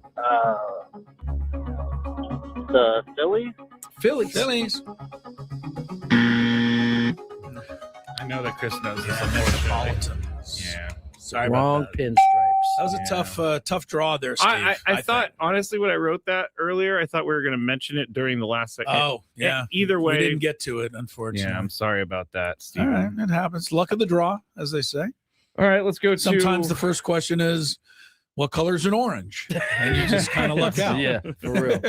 It definitely can be what color is an orange. What color is I'm the pretty sky? sure that's been used before, too. I mean, what color are the Packers? Let's go to Neil. Hello, Neil. How are you? I'm doing great. Good afternoon, gentlemen. Good afternoon. afternoon. Here we go. First question.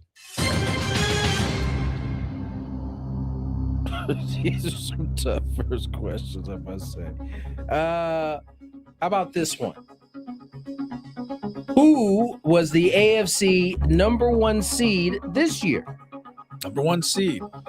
I guess they still that are. would be Chris's Denver Broncos. I like how you said that. My wife has offered to share them with me, but I've turned her down. Yeah. Question number 2.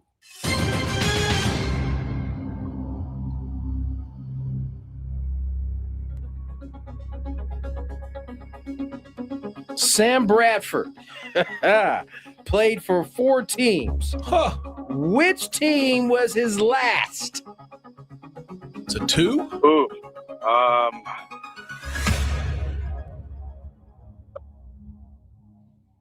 It's 4 teams, huh? You can also pass. Philadelphia Eagles.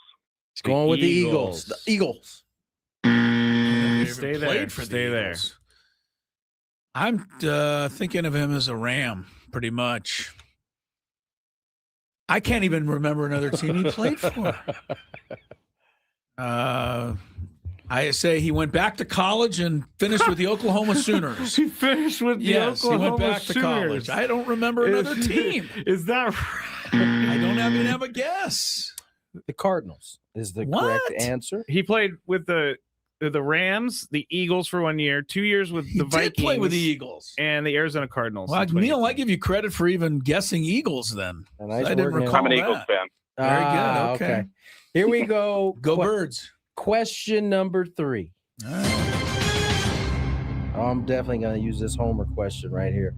What team did Tony Gwynn Sr. hit his first career home run off of? That's a tough guess. Could be anybody. Oh, I'm going to say that NL West foe Atlanta Braves. I love that. I love that. Me too. Stay there. Not Stay correct, there. but I still love the answer. The NL West, so I'll say the Atlanta And Braves. that was correct. That was in hilarious. those days. For some reason, Atlanta fooled the NFL and Major League Baseball. That's right. The They both NFL were was an the- NFC West. Do you think they did that like kind of copying one another? Like, well, they're in the West for the NFL, or vice versa. They're in the West for the Major League. Either way, they need to look at a compass. I'm glad they got to it. Chris, he hit. I know he got his first hit off of that. Everybody seems to know that. The wow. Phillies. Oh, the first hit. I thought First hit was against the Phillies. Yep. Gonna I need don't an answer, even- sir. Yeah, I have no chance. I'm wanna throw a certainly going to team guess. out there? I'm going to guess the National League team because they didn't play interleague. Gigantes. the Giants. Wow, Neil, stay Is there. it correct. He hit it off of the Chicago Cubs. I should remember Yeah. the name of the first pitcher he hit one off of, but I couldn't think of it. So, do you even know who that was? I don't. I'm at the I'll baseball look it up real quick. references. I'll look it up real quick. His first hit? No, well, No, his first hit. first hit homer. was Sid Manji Yeah, that of was the Phillies. That was when he met Pete Rose. people. I'm looking it up now. Bill Campbell, reliever of the Cubs. Got him. Bill Campbell. Got him. Soup. I'm sure they called What him year was Soup. that? Is that 83? 82. His first year, he hit one 82. home run. Hit one home run. See, that your first year. dad. I'm just realizing this. Your dad kind of took a Jackson Merrill route. He made it to big leagues when he was 22 years old. Yeah. He was young. He was a young. I didn't realize he was that young. whippersnapper. Well, I gave him a lot of confidence at San Diego State. He was able to carry it over, grooved a lot of pitches to him in practice. All right, very good. Neil, right? Winner? Yes, Neil's Nice the work, winner. Neil. Good for Neil's you, the winner. Neil. I have a quick 2-minute story that we could talk about. 2-minute story. All right. Yes. Exactly how much time we have. We talked about this yesterday, but Duke was suing their quarterback Darian Mensah. Yes. Well, a judge has ordered. Now, did this order came down today, this morning? I saw this article this morning. The judge has said that Duke's Darian Mensah, if you don't know, he signed a contract with the school. Then he tried to enter the transfer portal. So Duke said, we're going to sue you. The judge said he's allowed to enter the transfer portal. He just can't play anywhere else. So go ahead, put your name in the hat, but you can't go anywhere. So listen, this is to my knowledge, precedent. this is the first of its kind in NIL, where a player has tried to leave, but due to the contract that they sign and a lawsuit, can't leave. Now, help me understand this. What's the quarterback's name? Mensah? Is that what you said? Yeah, Mensah. Did Mensah re-sign with them, or was this from previous to last season? Because it sounds like guys are like re-signing after 1 year. I cannot answer that question. So I mean, if the judge ruled in their favor, the contract must be pretty. I think that the contract, he didn't need to sign anything because he already signed a multi-year deal. So it was it was a multi-year deal. Yeah. Oh, hey, hang with it. This is could be the new tool that schools use to keep their players. He signed a 2-year contract that meant December 2024, which granted exclusive NIL rights to Duke through December 31st, 2026. Oh, so he has to stay at least through this year, and then he can transfer. Yeah, the deal, which began as a third-party NIL agreement, transitioned to a revenue-sharing contract. It just sounds like the contracts play. They're pretty tied into each other. Well, good. Yeah, stick it out there a little bit. All right, let's get the break. No traffic, looks like. It'll be at the end. It'll be at the end. More Gwynn and Chris on the other side. Home means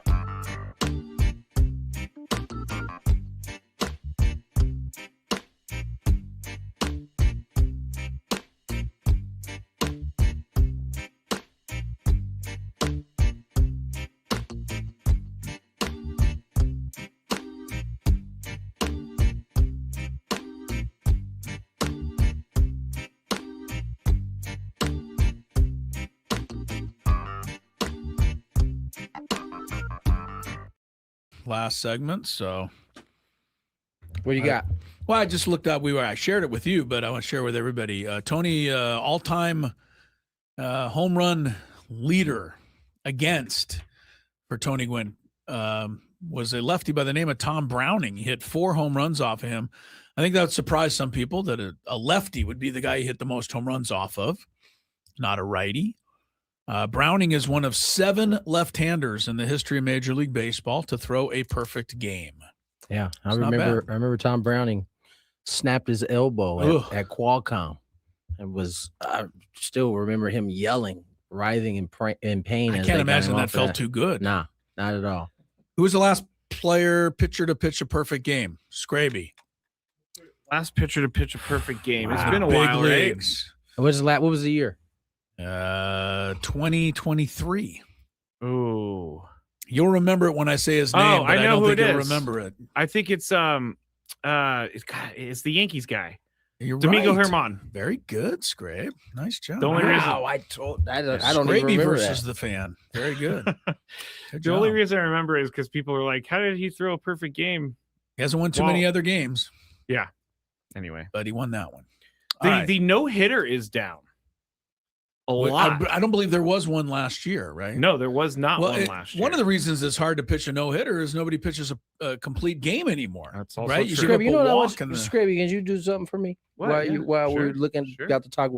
Look to see how many strikeouts last year or the year before. Like in all of baseball. All of baseball. Okay. Just one curious. Okay, I'm on it. How many strikeouts everybody did? Yes. Yep, that's it. Everybody did. My grammar teacher just rolled over in her grave. Oh man, that was great. I didn't teach him that at Horace Mann Elementary. How many strikeouts did that guy do? Yeah. I'm still looking for it. Give me a Nonetheless. second. Give me a second. Aztecs back in action Saturday. UNLV try to bounce back.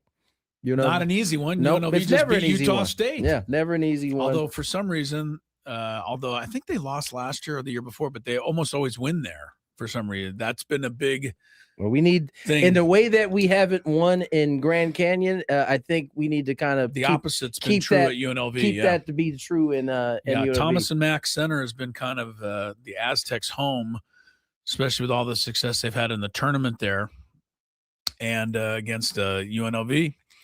So that was a I don't even want to say there was a hang with them.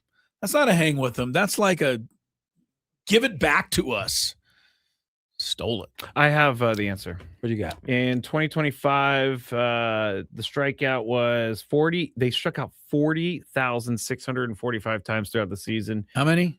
40,645. That was this past season. That was 2025. 2024, 41,197. So almost 1,000 plus. So 41,000. Can you go back just for fun to like 1977? I'm just curious when guys were trying to make contact. I'm gonna get clicking. Before you go all the way back there, just give me like the last 5. Or is it going? Had it been going? 2023 was higher. Okay. Than 2024. 2025 so far has been the lowest. 2022, we got 40,000. So it kind of it's been in the 40,000 range here. Okay. Yeah, it's been in the 40,000. 2021, all these rules have 2021. They struck out 42,000 times. These rules have been designed to try to get the ball in play more. And so I was just curious is it to really see, happening? Is it happening? All right, so how bad is it though compared to 25, 30 years ago? I'm would clicking. be, to me, that would be kind of interesting. You know how baseball and very good for you. I don't to think we're find going to be. it I don't this think we're quickly. going to be surprised by this. Where do you think it's going to be 25 give us years a ago? guess. 20, like half or I'd say more. 25,000? I'm going to say more than that. 25,000 as opposed to 40,000 now? All right, I'm going back to the 1995 season. Well, that was not a full season, so don't go there. No, 95 was a full. Oh no, it wasn't. They started a little okay. late. So 96. 96. Okay, I'll go back to 96, 30 years ago. 96, they struck out 10,000 times Yeah, I was less. gonna say, I'd say more than half. 29,000 though, but 10,000 less strikeouts. Oh, Let me keep going. 29,000. 29. It's like 10,000 so less. basically 10,000 left less 30 years ago. I'm going to go here. I'm moving pretty good through these years. I'm going to go to 1975. Or what year did Randy win the Cy Young? 76. 1976. He had a good year in 75, but 76 was the year. Okay, 1976. Strikeouts were at 18,745. 18, but there was less teams. So, True. You played the same number of games, but less teams, so less games. But still, 18,000 strikeouts 50 years ago and 41,000 now. Yeah. So they got a ways to go to get it back to where they used to hit the ball. I don't think they'll ever get back. I don't think there. they will either. There's guys are who had an interesting kind of take on this, and this has kind of been something that's talked about a little bit, but not a lot. John Vanderwall. I saw a quote from him. He's a scout. I remember John Vanderwall. He's like I remember I asked him one time why his name was split up into 4 different parts. And he thought that was just the dumbest question he's ever heard.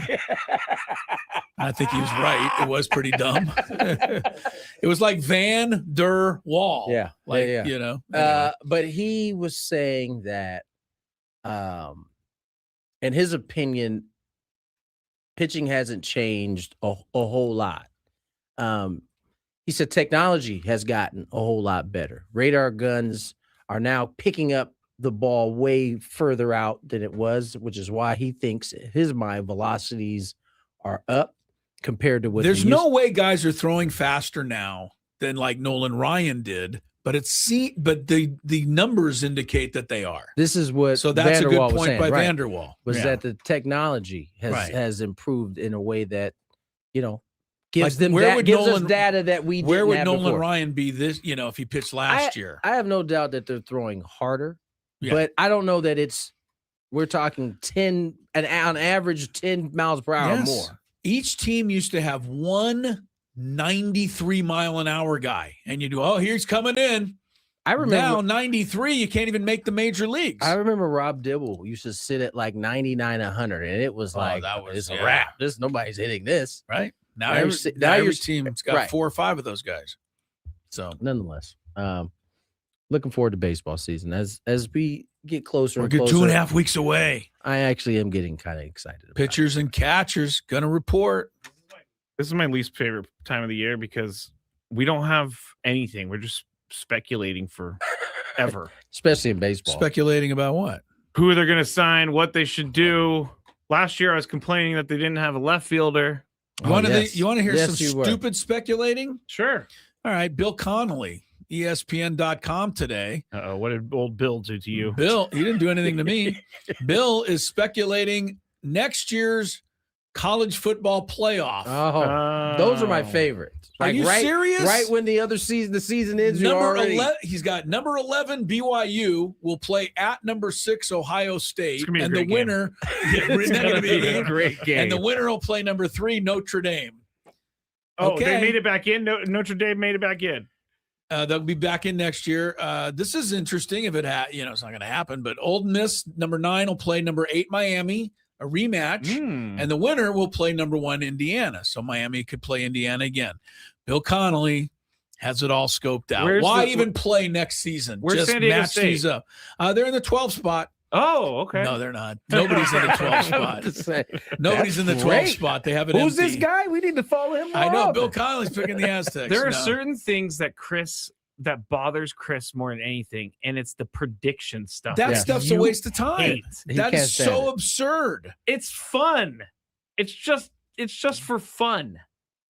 20 years ago today, Kobe Bryant dropped 81. Yes, he did. I think Tony was. Where were you, Tony, for that game? I was sitting there watching. Just at home on the big screen. Mad as hell because I couldn't figure out why we were losing to the Toronto Raptors.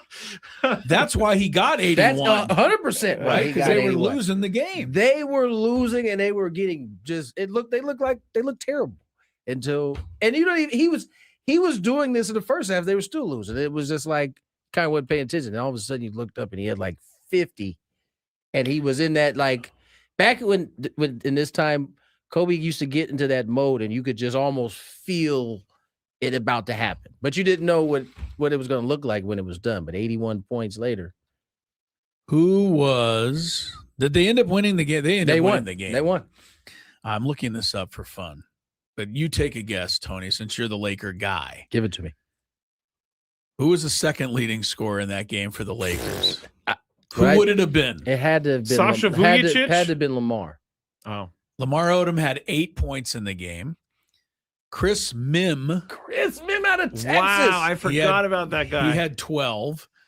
The excellent draft choice, Kwame Brown, had 3. Off the bench, they got only 5 points total.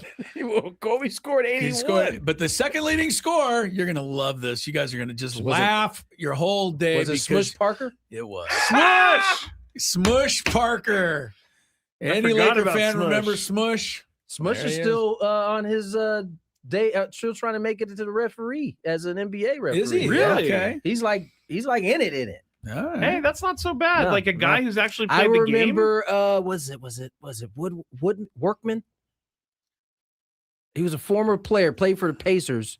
Then he became an official later on. I think I remember that name. Can't remember his first name. It's hard to remember. Anyway, some of those guys. Yeah, that's a tough gig to be a player and then go get yelled at by players. Let's get some Lakers, by the way, real quick, scored 122 that night. Kobe had 81. So figure that out. Big Five up next. More Gwynn and Chris. The gondola pulls in. Yeah. It goes very slow. Yeah, it slows down like for everybody. really slow. As we're getting off, over to my left, there's a couple getting in the gondola, going up the mountain. So it's the opposite for them. They're standing there. The gondola comes up. The door opens. You step on. Well, there was a commotion. Uh-oh. There was a commotion. Someone fell. There was a commotion, and Lori goes, "Hey, there's a commotion." She said commotion? I don't think she said that, but we go kind of not hustling, but walking over there quickly. There's a lady who has fallen as she's trying to get into the gondola. She's now got one leg in the gondola. Oh, no! The other leg and body trapped underneath the gondola. 90. No, she's probably in her late 50s. How do I say this best? Oh, she's heavy set? She's in the shape of somebody who's in their 70s. You've got to rescue the poor lady. She's trapped under the gondola. Of course, as soon as she falls and there's the commotion, the guy running the station stops the gondola. Okay, I was going to Which means everybody on the mountain and 4 miles away has to stop. Everybody has to stop while we try to extricate the lady from the gondola. Okay, let me ask you a question. Underneath the gondola. She's got one leg on the gondola. The rest of her body is underneath the gondola. And when I arrive to see what's going on, I'm kind of the first or second person there. You're a first responder? Pretty much. The guy running the gondola place is busy stopping traffic. The ride. Yeah. No, he's stopping the ride. Oh, okay. All right. So we're kind of first there. Lori's behind me. The lady's on her back. She's looking straight up in the air. And the only description I have is one of utter panic and utter terror combined with total helplessness. Oh, I thought you were going to say embarrassment. No, total helplessness. She's not only trapped, but she's not even remotely doing anything to help herself. She's kind of in a panic, and you think something terrible is going to happen, or she does. Okay. I go over there. First thing, breathe. That's what you said? I told the lady to breathe. That's good. I said, you're going to be okay. That's good. Just breathe. That's good. Try to relax. That was the perfect thing you could have said. As I'm stupidly pulling this 250-pound gondola, trying to pull it off of her. Yeah. Okay. Well, you're getting the gondola is way heavier than 250 pounds. Yeah, right. 1,000-pound gondola. So you're trying to like move the gondola. Move it a little. Is her leg like? How is she attached to this gondola? Well, I told you, her one leg's actually on the gondola in the doorway. Okay. Then the rest of her body's underneath. What is stuck with her in the gondola is her belly, not her leg. Oh, no. That's right. Okay. No. So I'm pulling.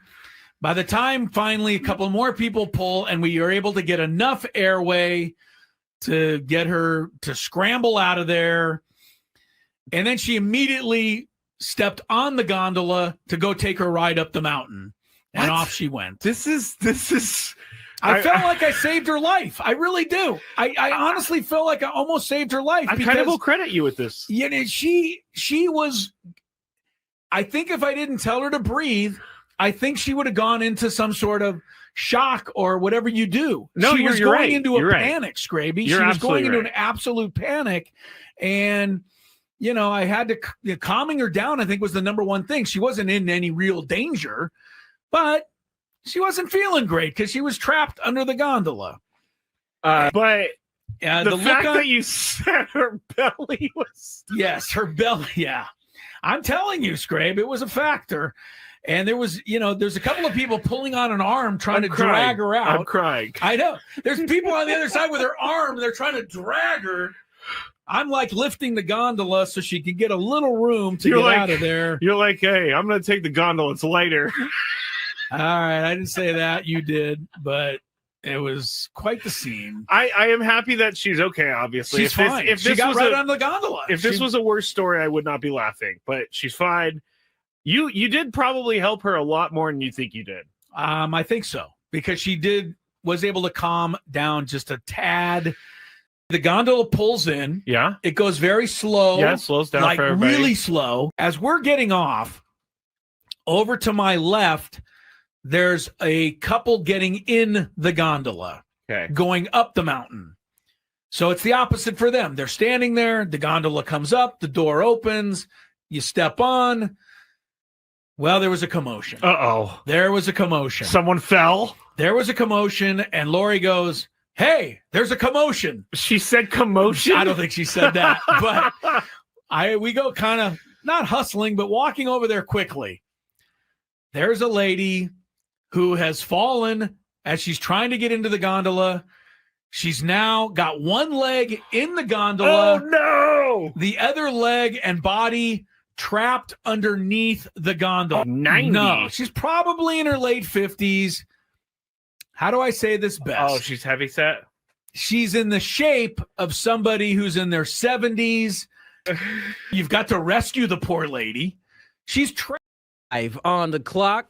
Scraby's got a big 5. We're going to get to it right after traffic.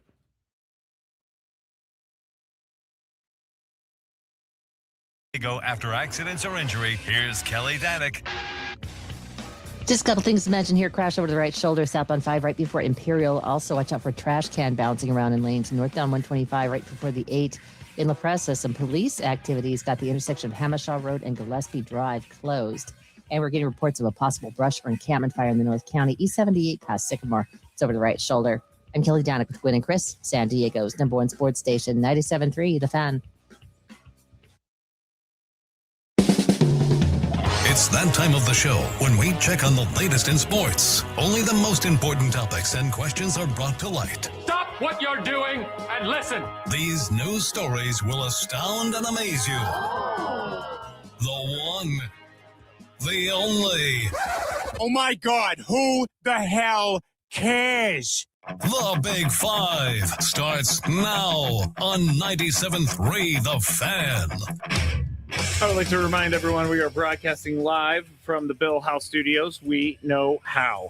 We're going to start with something that I think Chris is going to dislike, but the MLB Top 100 list. I love this list. I'm sure you do, Scrape. I love it. Yes, because there's really an official way to determine the difference between 72 and 73. It's all about opinion, Chris. Okay. Whoever comes up with it. Okay. But I love it. All right. And they're revealing the top 10 here tonight at 5 p.m. But we have can we stop the show down for that announcement? Sure. All right. We have 4 Padres on the list so far, and from lowest to highest, you have Mason Miller, number 60. Jackson Merrill at number 59, Manny Machado at number 34, and Fernando at 15, stuck between Ronald Acuna Jr. and Julio Rodriguez. So, what day is it? Thursday? Tony. Yes. Is Fernando in the right spot, too high or too low at 15? I think he's right where he should be right now. Between Acuna and Julio Rodriguez. I mean, I don't know. Actually, he could be placed in a better spot. You got Ronald Acuna, who MVP coming off of 2 knee injuries. You got Julio Rodriguez, who got out the gates like a missile, but has kind of come back down to earth a little bit. And I think in some ways, all three, those last 2 have not reached their full potential. I think Ronald Acuna has. And the question is, with the knee injuries, can he get back to that? But I think the other 2 guys, 15 and 16, they are like one of those big seasons away from catapulting themselves top 10 back into the top 10. And I think we're just waiting for it to happen with both of those guys. Do I even dare ask Chris? Hurry up. Chris, is Fernando in the right spot, too high or too low? And you can't say you don't care. Until he gets back to an 830 OPS or a 900 OPS or at least a batting average of 275, it's too high. What about his defense? I love it. I'm just saying. You think 15 is too high? Yes. You got 15 players better? Yes. Can we hear him? No. Okay. No, he says. Not right now. I'll wait for them to announce their top 10, and then I'll cheat off of that. Okay, fair enough. I want Fernando to get back closer to the great Fernando. He's really close, but the great Fernando is easily top 15. And I don't have him there. My bad. At the moment. Eagles fans are very concerned as to why coaches are going elsewhere to be an offensive coordinator. ESPN's Ben Solak said, quote, McDaniel's offense is built on, or they were talking about Mike McDaniel, Brian Daboll, why Mike McDaniel didn't want to go to Philadelphia, why Brian Daboll may not want to go to Philadelphia. But McDaniel's offense is built on quick releases and attacking the middle of the field. Jalen Hurts tends to hold the ball longer. It doesn't work the middle so much.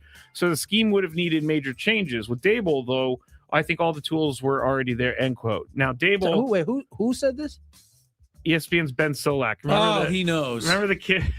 Coach Ben Solak. We saw on Solak. TV. Oh, is that him? Is that the guy who's like looks 11 years old? Yes. Correct me if I'm wrong, and you guys both watch football as well. Isn't the quarterback hanging onto the ball more about the type of offense they are in versus the quarterback actually holding onto the ball? Like, could be. Were the Eagles not? Did they run no quick? Were all their patterns just down the field? I mean, AJ Brown's mostly down the field. Devontae Smith is a slot receiver, so he's short passes. But Dallas Goedert's over the middle. I'm saying, isn't that a system issue versus? I think it's a system issue. I'm just saying, like, if he made it seem like if Mike McDaniels took over, then Jalen Hurts, he doesn't know how to get rid of the ball fast. He would be a garbage quarterback. He can't do it. So here's the real question. Why do you think the Eagles are being passed over by coaches? Is it me? Yes. Oh, no, I'm sorry. It's Chris. Ben Solak became something working at a place called The Ringer. Oh, yes. I know The Ringer. That's Bill Simmons, right? Don't know. Makes sense. Became known for his digestible breakdown of X's and O's. So apparently Ben Solak knows.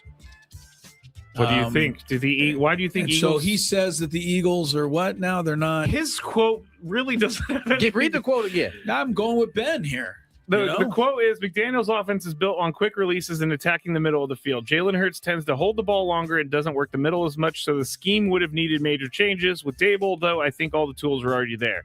So, Chris, the question is, why do you think the Eagles are being passed over by coaches? Because they don't. I don't think they are. I just don't think they've found the right fit yet. Passed over seems silly. And there might be a couple of guys who don't feel like they belong there, but that's a job somebody's going to want. It's a Super Bowl contending team. You got Saquon. You got maybe I think AJ the right Brown. person will find there. And I think it's overrated. Maybe it's not, but I always think it's overrated when they tell me, well, this coach can't work with that quarterback. I think good coaches can work with good players, and they can find a way to coexist. All right. Number 3. Wait, Tony didn't get to go. I did. You did? Oh, you did? Okay. But it's okay.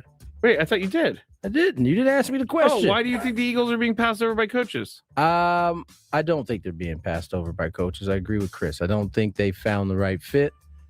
Although I don't believe what my man says makes much sense, but I think it's a matter of them finding the right. I'm doing everything I can online to find the age of Ben Solak. It's not going to be out there. I don't believe they want to tell anybody because I don't think he's shaving yet. I don't think that it's a problem that he's young. What, that he's 9? You don't think that's a problem? He looks 9. He does look. I'm not trying to make fun of the guy. I'm trying to find 9. the stat of holding the ball. Like that's got to be a stat.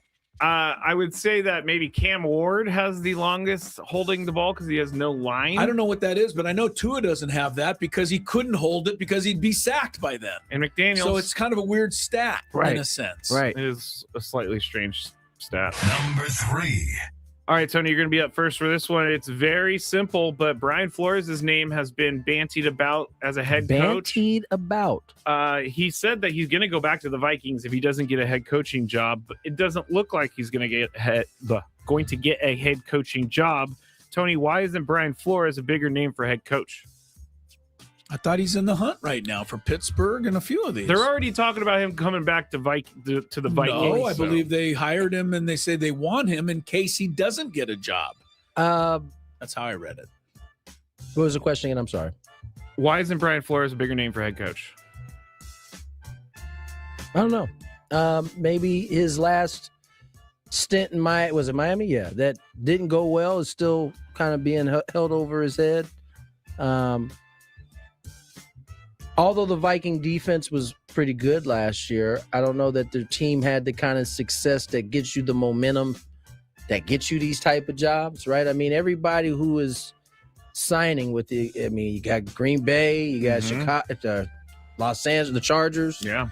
Teams. All these teams were playoff teams. Maybe that has something to do with it. It's hard to really say. That's a good point. Chris? I think you're wrong. I think he's actually being interviewed, and I think people are interested in him. Okay, why am I? This wasn't my opinion. I thought it was. You said, why is he being passed over? That's a question. I don't think he's being passed over. I said, why isn't he a bigger name for head coach? I think he is a big name. I think he's getting chances. He just hasn't hit yet. Ben Solak was apparently born in 1997. Good. So what does that make him? 29? I told you I don't do math anymore on air. 26. 26. No, it's 26 now. So that would have been, what'd you say, 97? 29? 29. Yeah, 29. Man, wish I was doing something like that. He doesn't look 29. Doing at 29. Doesn't look 29. Number 2. All right. Brandon Cooks of the Bills is positive that he made the catch against the Broncos on Saturday. He told Good Morning Football, quote, "At the end of the day, it was a catch. Not just what it looked like, but what it felt like. When you look back at it, the time that was spent on it to review it wasn't enough. Given the magnitude of the game and situation, it's a little disappointing," end quote. Sean McDermott lost his mind, and I agree with Sean McDermott because they were his job too because of this. They were trying to move right along and snap the ball, but they ended up looking at it and took 30 seconds or whatever, and then they said it was an interception. So, Chris, we've done the whole pass interference review thing, but I think the NFL needs more clear definitions. Does the NFL need to rethink or retool the pass interference interception rule? Yes, I've said it for a long time. Number one, well, this wasn't pass interference, right? This is a different thing. But on the pass interference, I've always long felt that if it's incidental contact and they can judge it, that it'd be 15 yards. Let's just talk. Let's just talk about the interception rule. Right, I know, but it'd only be a spot foul when it's something like really obvious. And on the other side, I looked at the play 100 times. I get where Brandon Cooks is coming from, but I don't think he ever really had the ball fully. And I think the guy took it away, and I think it was a great interception.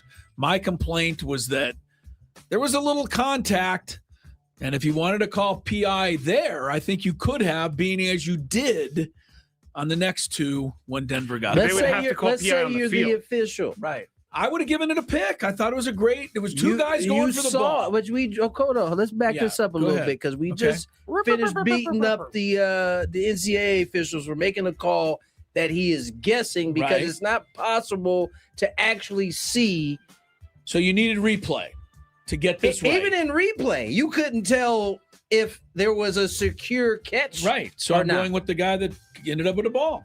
Okay. That's how I'm giving it to him. You're right. I don't know whether Brandon Cooks ever pulled it in. He did. I felt that. I don't. Here's the thing: is the replay wasn't involved. They didn't go to replay. That's their fault. They made the call. Right. The referee made the call based on live action. Agreed. Which I would say that he is guessing at this point because there's no way he could have seen. No way he could know. But do you think anything was obvious enough to overturn that call if they really took like a 20-minute look at it? I think the call on the field was the problem. Right. I think so. You would have called it a catch. Had it been called a catch, yes. We could have said the same thing. And then review. I don't know what a catch is. You don't know what a catch is. That's what I was going to say. And you don't know what a catch is. I don't know what a catch is. And I don't think they know what a catch is. Devontae That's Adams makes a catch. His knee hits the ground. Right. That's they another strip problem. him. He's we down. got the whole football move thing. When you catch a pass in the end zone, and if you move and drop it, it's no catch. But if you're a running back and the ball touches the line and then you lose it, touchdown. Touchdown. The rules need revamping. Yeah, that is weird. That is weird. They're never going to change the pass interference thing again because they already tried that. But the Bills they could they could change it to the 15-yard. They've never done that. I asked Tony this a couple weeks ago when you weren't here. Would you rather, and I think your answer is yes, would you rather them do a spot foul instead of the 15-yard penalty? I would like them to have both. I'd like them to have the choice of both. If you're going in for a ball and you get tackled because you're beat, then put it there. So it's aggression of... Yes, okay. if you happen to reach for the ball and clip the guy's arm with your elbow, 15 yards. 15. But if he takes him down because he was beat... Takes him down because he was foul. beat, spot foul. I don't think it's that hard to decide. All right. I mean, plus, there'd be some that would be borderline, and that would create more controversy, I guess. But Tony, do you think the NFL needs to rethink or retool this rule? I don't think you can. As much as I would like it to be perfect, there are going to be a lot more plays like that one that we saw. Do you think maybe they would just be better off if they said, if it looks like a catch and acts like a catch, it's a catch? I think so. Just do that. I think instead of 1 foot, two elbows, and this, the other. I think it's too inconsistent too, Yeah, right? Because if Richard Sherman is telling us, well, it's widely known that if that play happens, it's usually going to the offense, Richard and this Sherman one said doesn't. that, yeah. I think they should. If it looks like a catch, go back to the Des Bryant in Green was a Bay. catch. If We it know looks that like was a catch. It should be a catch. If That it was a walks like a catch, if it That's what I talks just like said. a catch. So I just said, yeah, for sure. And in this case, I think it looked like an interception because the guy ended up rolling out of there with the ball. I don't know. I don't think it See, looks Gene like an Steratore kept interception. going. He You never don't think pulled it so? into his body. I'm like, I'm watching him pull it into his body. Yeah, come on. I'm sorry. I feel bad for the Bills. It's already. It was done. Is done. But Yeah, what's done is done. All right, Giannis Antetokounmpo said something last night after the game between the Bucks and I don't even know, or lost to OKC, that caught people's attention. And here's what he said about his team. We're not playing hard. Not playing hard. We're not doing the right thing. We're not playing to win. We're not playing together. Our chemistry's not there. Guys are being selfish. Guys are trying to look for their own shots instead of looking for the right shot for the team. All right, so there you go. He says guys are being selfish, guys trying to do it on their own. We're not playing hard. We're not playing to win, all that. So my question to you, Tony, is Giannis out of pocket here? Here's the tricky part, right? Is if he says nothing and it just keeps going on, are we looking at him different in terms of his leadership? Like he's just going through it. Everything we've seen from Giannis tells me that he genuinely cares about winning and he wants to win in Milwaukee. But for whatever reason, it's not clicking right now. I don't have a problem with him calling his teammates out. Now, granted, I haven't watched Milwaukee's games. I have a hard time visualizing Giannis not playing like a madman and hard. And so, yeah, I think he's earned the right for me to believe what he's saying in this particular case since I haven't watched the game. So I don't have a problem with it. Chris, is Giannis out of pocket here? Only if he never said it internally. Right. Like That's a good before he point. went to the press? I think you need to say that internally first. I agree Hey, with that. guys, let's get together for a minute. Try to I'm the handle leader of this in-house. team. We're being selfish. We need to share the ball. Maybe you didn't have that relationship with this group. I don't know. But I don't think you come right out publicly. I would, considering he's already said something similar to this a couple weeks ago, I would have to believe that he's brought this up at least once in the clubhouse. I mean, as as selfishly, I'll say that every time he faces the Bulls, he goes 40, 20, 15, and they win by 30. And then they don't win another game. I don't understand this guy. I don't understand Kills it the either. Bulls. But there you go. That's the Big Five. What? We made it? We made it ahead of time. This is amazing. I'm sure somebody on the Bucks could look at the stats and go, well, Giannis has led us in scoring in 99 of our 100 games. So you tell me we're not taking that many shots. So I went back and looked at the QB thing. It was bothering me a little bit. Which one? About Mike McDaniel's offense not working. Yes. So I asked AI if there are stats for how long a QB holds the ball. Gave me 2: time to throw, TTT, okay, and PT, pocket time. Ah. Top of the list for pocket time. Time to throw. Brock Purdy at the top. Really? Caleb Williams second. Lamar Jackson third. Jameis Winston fourth. I think that's because he only played like Can you 4 go down? games. Can you go down to Tua last? He had to be last in pocket. He's not in the top 15. Yeah, he had no pocket. So where's Jalen Hurts? Jalen Hurts is 6, 2.80. So, I mean, pocket time. I mean, that's you kind of want pocket time. You want your pocket to be I would clean. think, yeah. So that would lead me to believe that they got an offensive line that is allowing him to let the ball get down the field with that type of offense. Yeah. Is what I would think. Most of their passes are longer passes, Right? They're not many like goal or yard. Like what is the word I'm looking for? What's the? Gosh dang it! Yards. Line of scrimmage. Yards beyond the line of scrimmage. Yes. All right, let's get to break. Happy hour on the way. Mark Ziegler. That's right. Up next.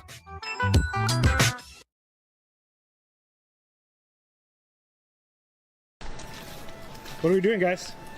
I'm going to see the museum for the first time ever. It's going to be sweet. See my dad's plaque. See where Trevor's plaque is going to be. It's going to be pretty dope. Chris, I'm going to go to the Hall of Fame for the second time because I went earlier today, but I'm going in to see Tony go into the Hall of Fame. So all the way straight and back left. Straight back left. Straight on that back wall. This one? Yeah. How you feeling, Tony? I don't know how I'm feeling right now, honestly. Excited? I'm definitely excited.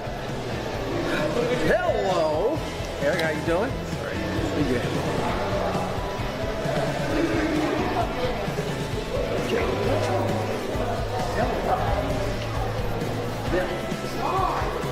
Wow. Just like I told you, next to the famous Barney Dreyfus and Leslie Wilkinson, whoever they are. That does look like them. I know. It's a good shot. They don't do them all that great. That one's good. Really good.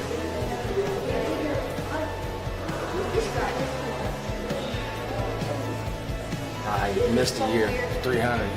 Must have been bad. Huh? I used to be. Not anymore, though. Oh, it's so cool. What team did you play on? I can give you a long list of them. Brewers, Padres, Dodgers, Phillies, Nationals. What position did you play? I played outfield.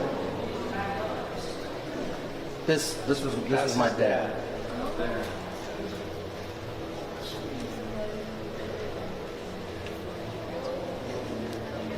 Oh, there's Dick Williams, Goose.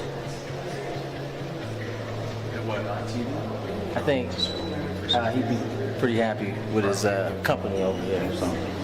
What are you thinking of seeing it for the first time? I'm thinking I'm hot. I'm quite warm right now, but it's cool. I mean, it's what I thought it was going to be. I mean, who not too many people can say they have a dad that's enshrined in this place, so I think this is awesome. What are we doing, guys? I'm going to see the museum for the first time ever. It's going to be sweet. See my dad's plaque. See where Trevor's plaque is going to be. It's going to be pretty dope. Chris, I'm going to go to the Hall of Fame for the second time because I went earlier today, but I'm going in to see Tony go into the Hall of Fame. So all the way straight back left. Straight back left. Straight around that back wall. This one? Yeah. How you feeling, Tony? I don't know how I'm feeling right now, honestly. Excited? I'm definitely excited. Hello, Eric. How you doing? Pretty good.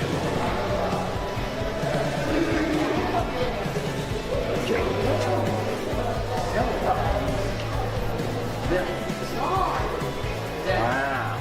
Just like I told you, next to the famous Barney Dreyfuss and Leslie Wilkinson, whoever they are. That does look like them. I know. It's a good shot. They don't do them all that great. That one's good. Really good.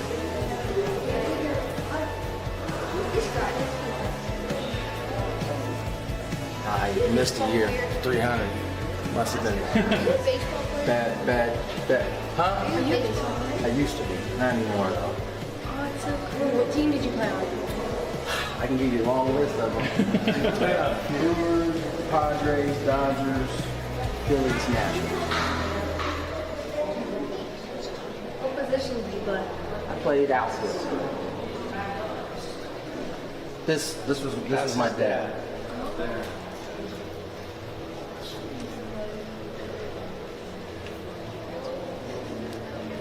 There's Dick Williams, Goose.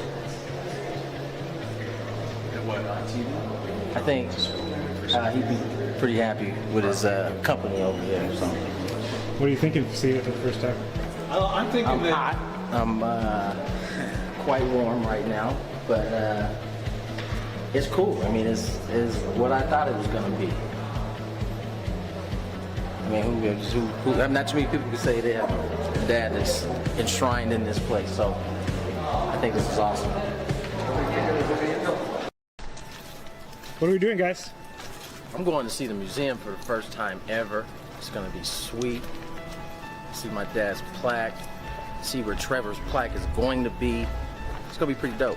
Chris, I'm going to go to the Hall of Fame for the second time because I went earlier today, but I'm going in to see Tony go into the Hall of Fame. So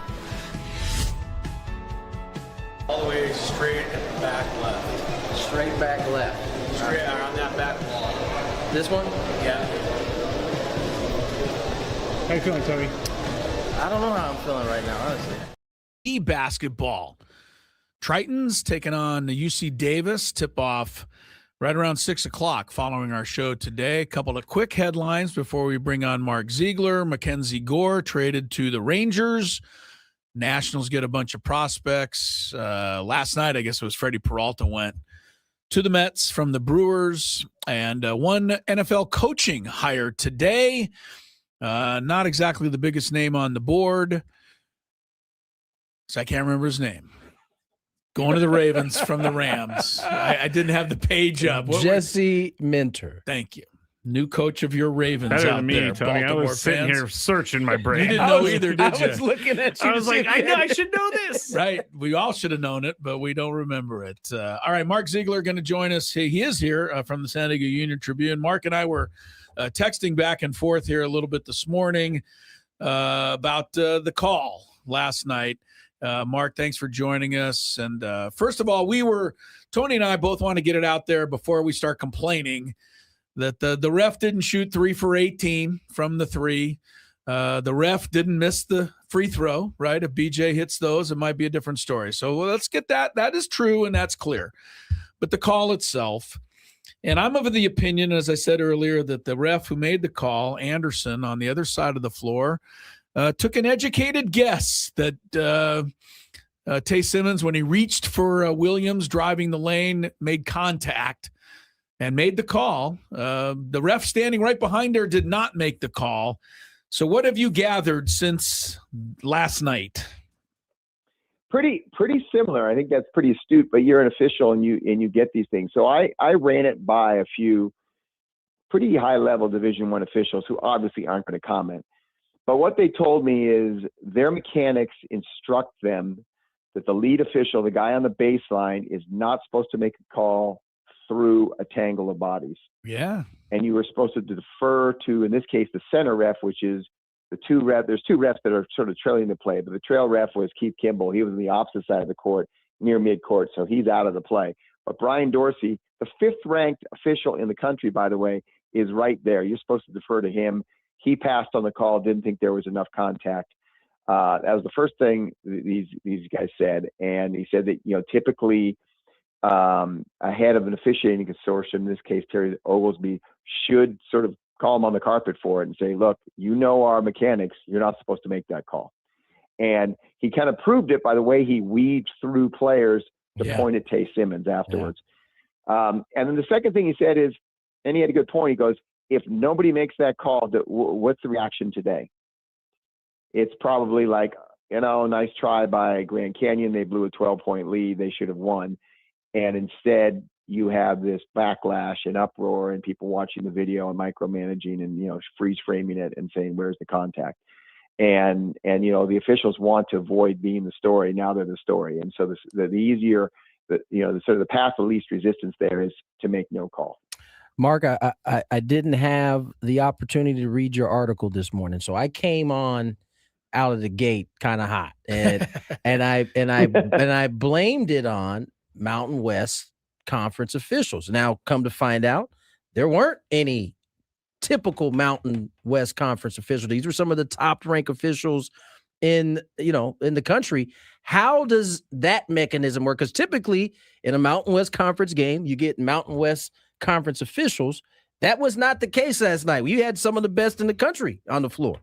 Yeah, and that was what the sort of the amazing thing is. There's been so much cry behind the scenes. I've written about it publicly a few times, but behind the scenes, there's been a lot of talk and a lot of chatter about how the Mountain West, just to review, 2 years or starting last season, when the Pac-12 officiating consortium dissolved with the conference, these officials all sort of split to different consortiums, and most of the West Coast guys went to the Big 12, and a few of them went to the Big 10.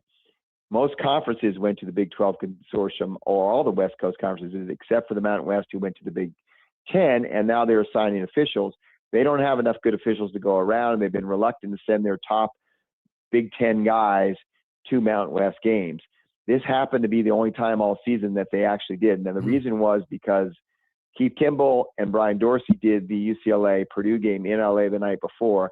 LA to Phoenix is an easy flight. It's not like they're going to Laramie. It's not like they're going to Logan, Utah. And so it was an easy flight, probably on their way back to the Midwest. They could get on a flight this morning and be out of there. So it was a rare kind of confluence of events that got you a really, really, really high level crew. The three guys last night were ranked 2, 5, and 11 in the country in the Ken Pom rankings. Those are big time officials. And then for this to happen, it's kind of like, you finally get a good crew, and then this happens. This is kind of what you'd expect from the no names that they've had for the last several weeks. Mark Ziegler's with us. I'm going to talk a little bit about the game and the Aztecs too, but I think the fans and we all want to cover every bit of this last call. Did anybody you talked to today, Mark, have an inkling of what you and I texted about this morning, that maybe there was a bit of an irony here in the sense that only a, quote, good official would have the guts to make that call? Whereas maybe if we had one of our normal Mountain West guys, they wouldn't have been strong enough to make that call. Yep, and that was the other thing that the officials I talked to say. They go, look, these guys are there because and as you pointed out, they're there because they can make that call. They're not afraid to make that call. Yeah. But the other thing I'm going to point out in the story, I'm writing about it tomorrow, is these things are 50-50, right? At the end of the day, it happens so fast. It's the fog of war. I mean, crazy stuff's happening. And if you look back in San Diego State's history, well, a few years ago, there was a play where actually the shoe was in the other foot.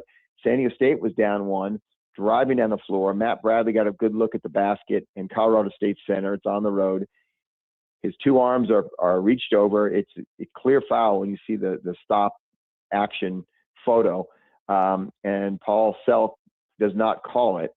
and they lose by 1. And you think, well, okay, the Aztecs always get screwed. But let's not forget, Elite 8 against Creighton. Yes, sir. Darian Terrell gets a little bit of a bump. Probably was a foul, but it was hard to see.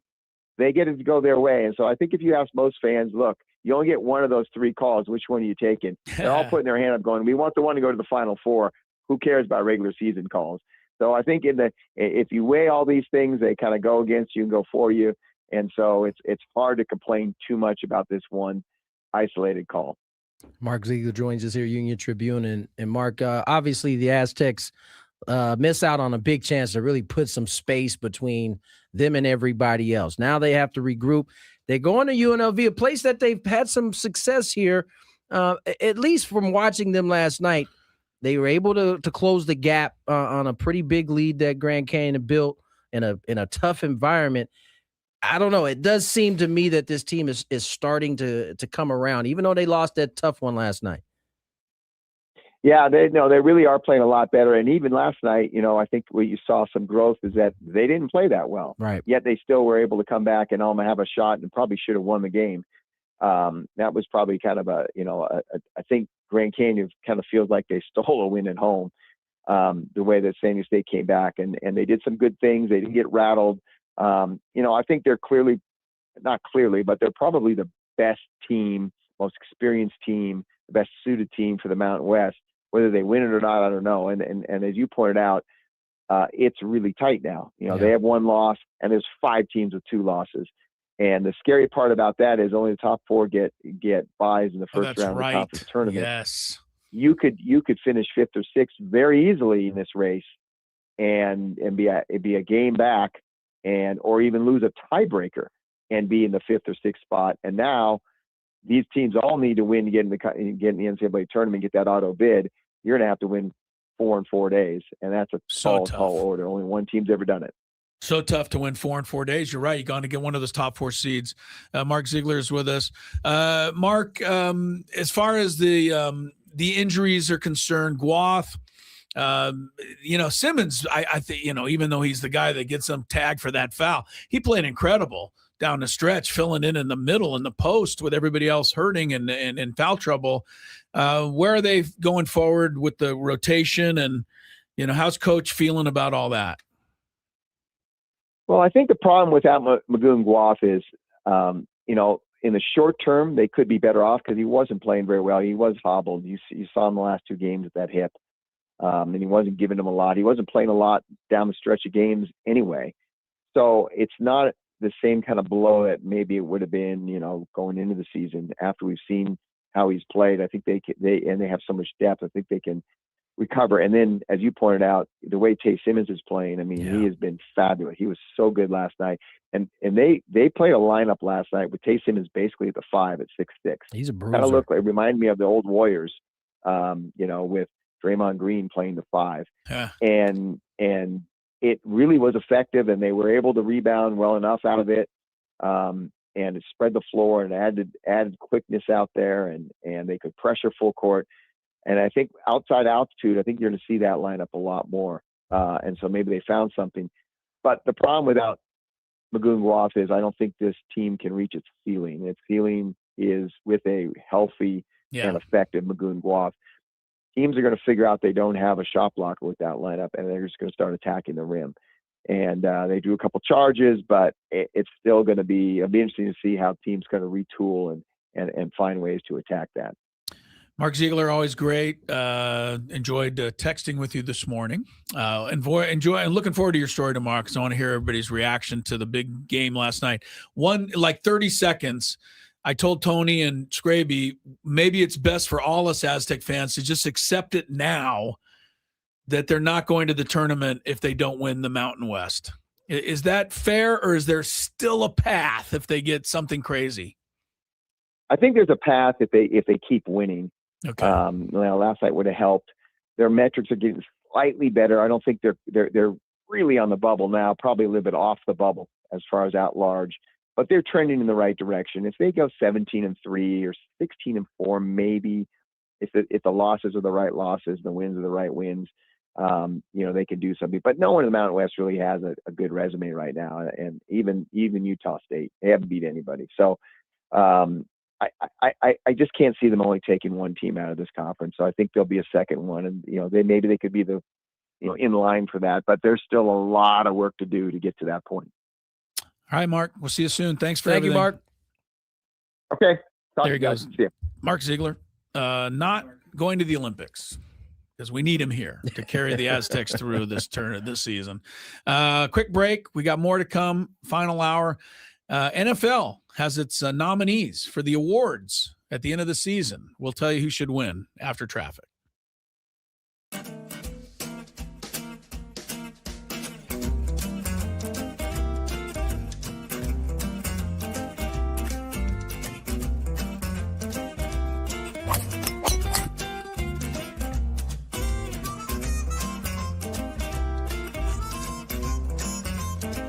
These things.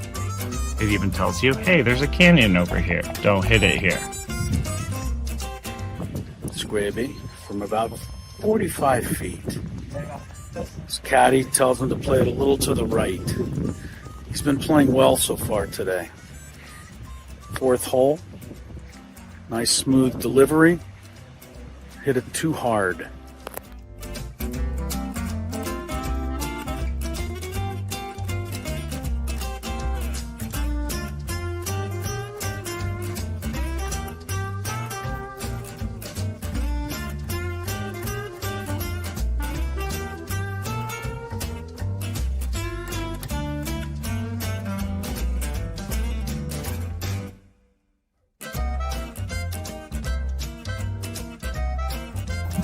Sasquatch.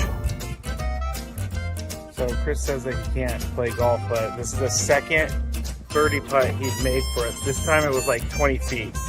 Thank you very much, Greg. But once again, you're hitting some very nice shots as well. I'm not usually complimentary to you, but can't help but be complimentary. Your shot making. With my what? Your shot making. You hit some.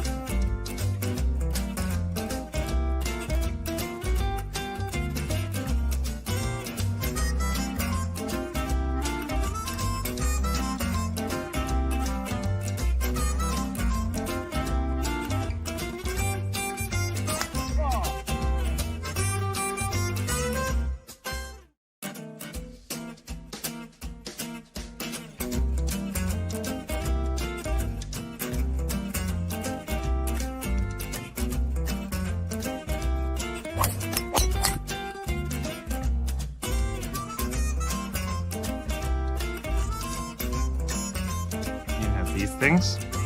It even tells you, hey, there's a canyon over here. Don't hit it here. Scraby from about 45 feet. His caddy tells him to play it a little to the right. He's been playing well so far today. Fourth hole. Nice smooth delivery. Hit it too hard.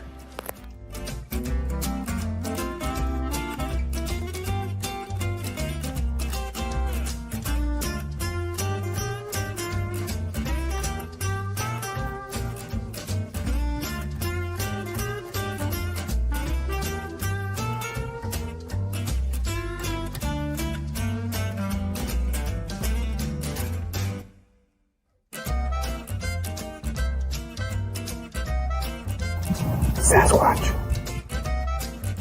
So Chris says that he can't play golf, but this is the second birdie putt he's made for us. This time it was like 20 feet. Thank you very much, Greg.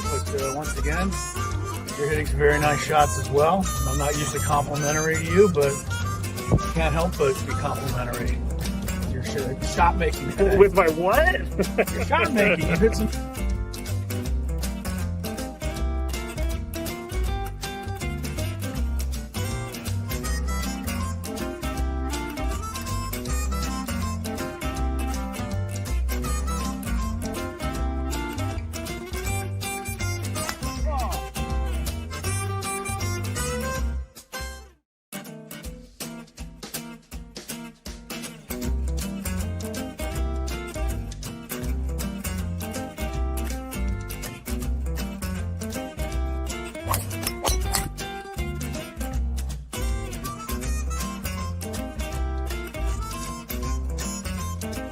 These things. It even tells you, hey, there's a canyon over here. Don't hit it here. Scraby from about 45 feet. His caddy tells him to play it a little to the right. He's been playing well so far today. Fourth hole. Nice smooth delivery. Hit it too hard.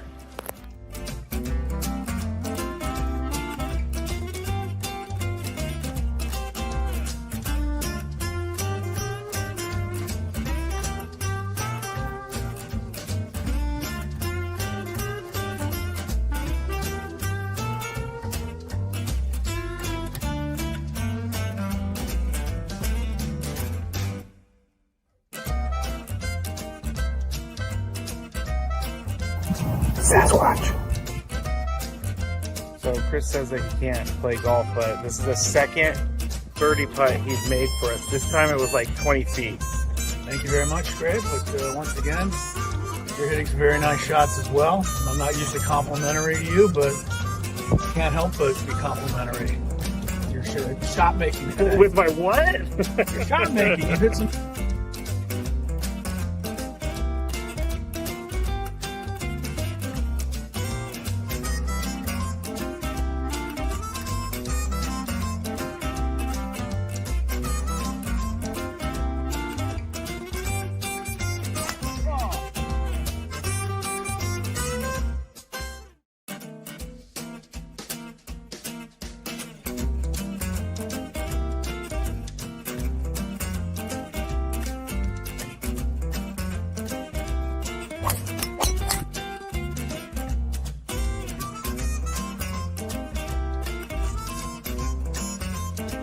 These things.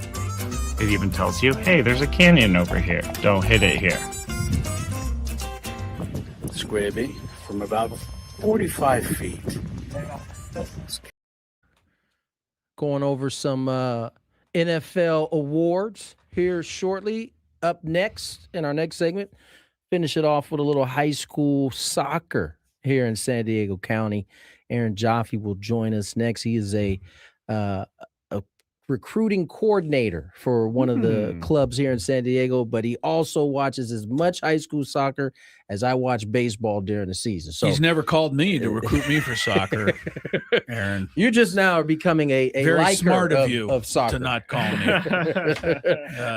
Nonetheless, we do have NFL topics. I'm going to hand it off to my man Chris. Well, you got the final finalists announced today. By the way, the Academy Award nominations were announced today too. That is something always of interest to me. Are we making our picks tomorrow? We'll pick our NFL games tomorrow. Okay. Yes, to see who's going to the Super Bowl.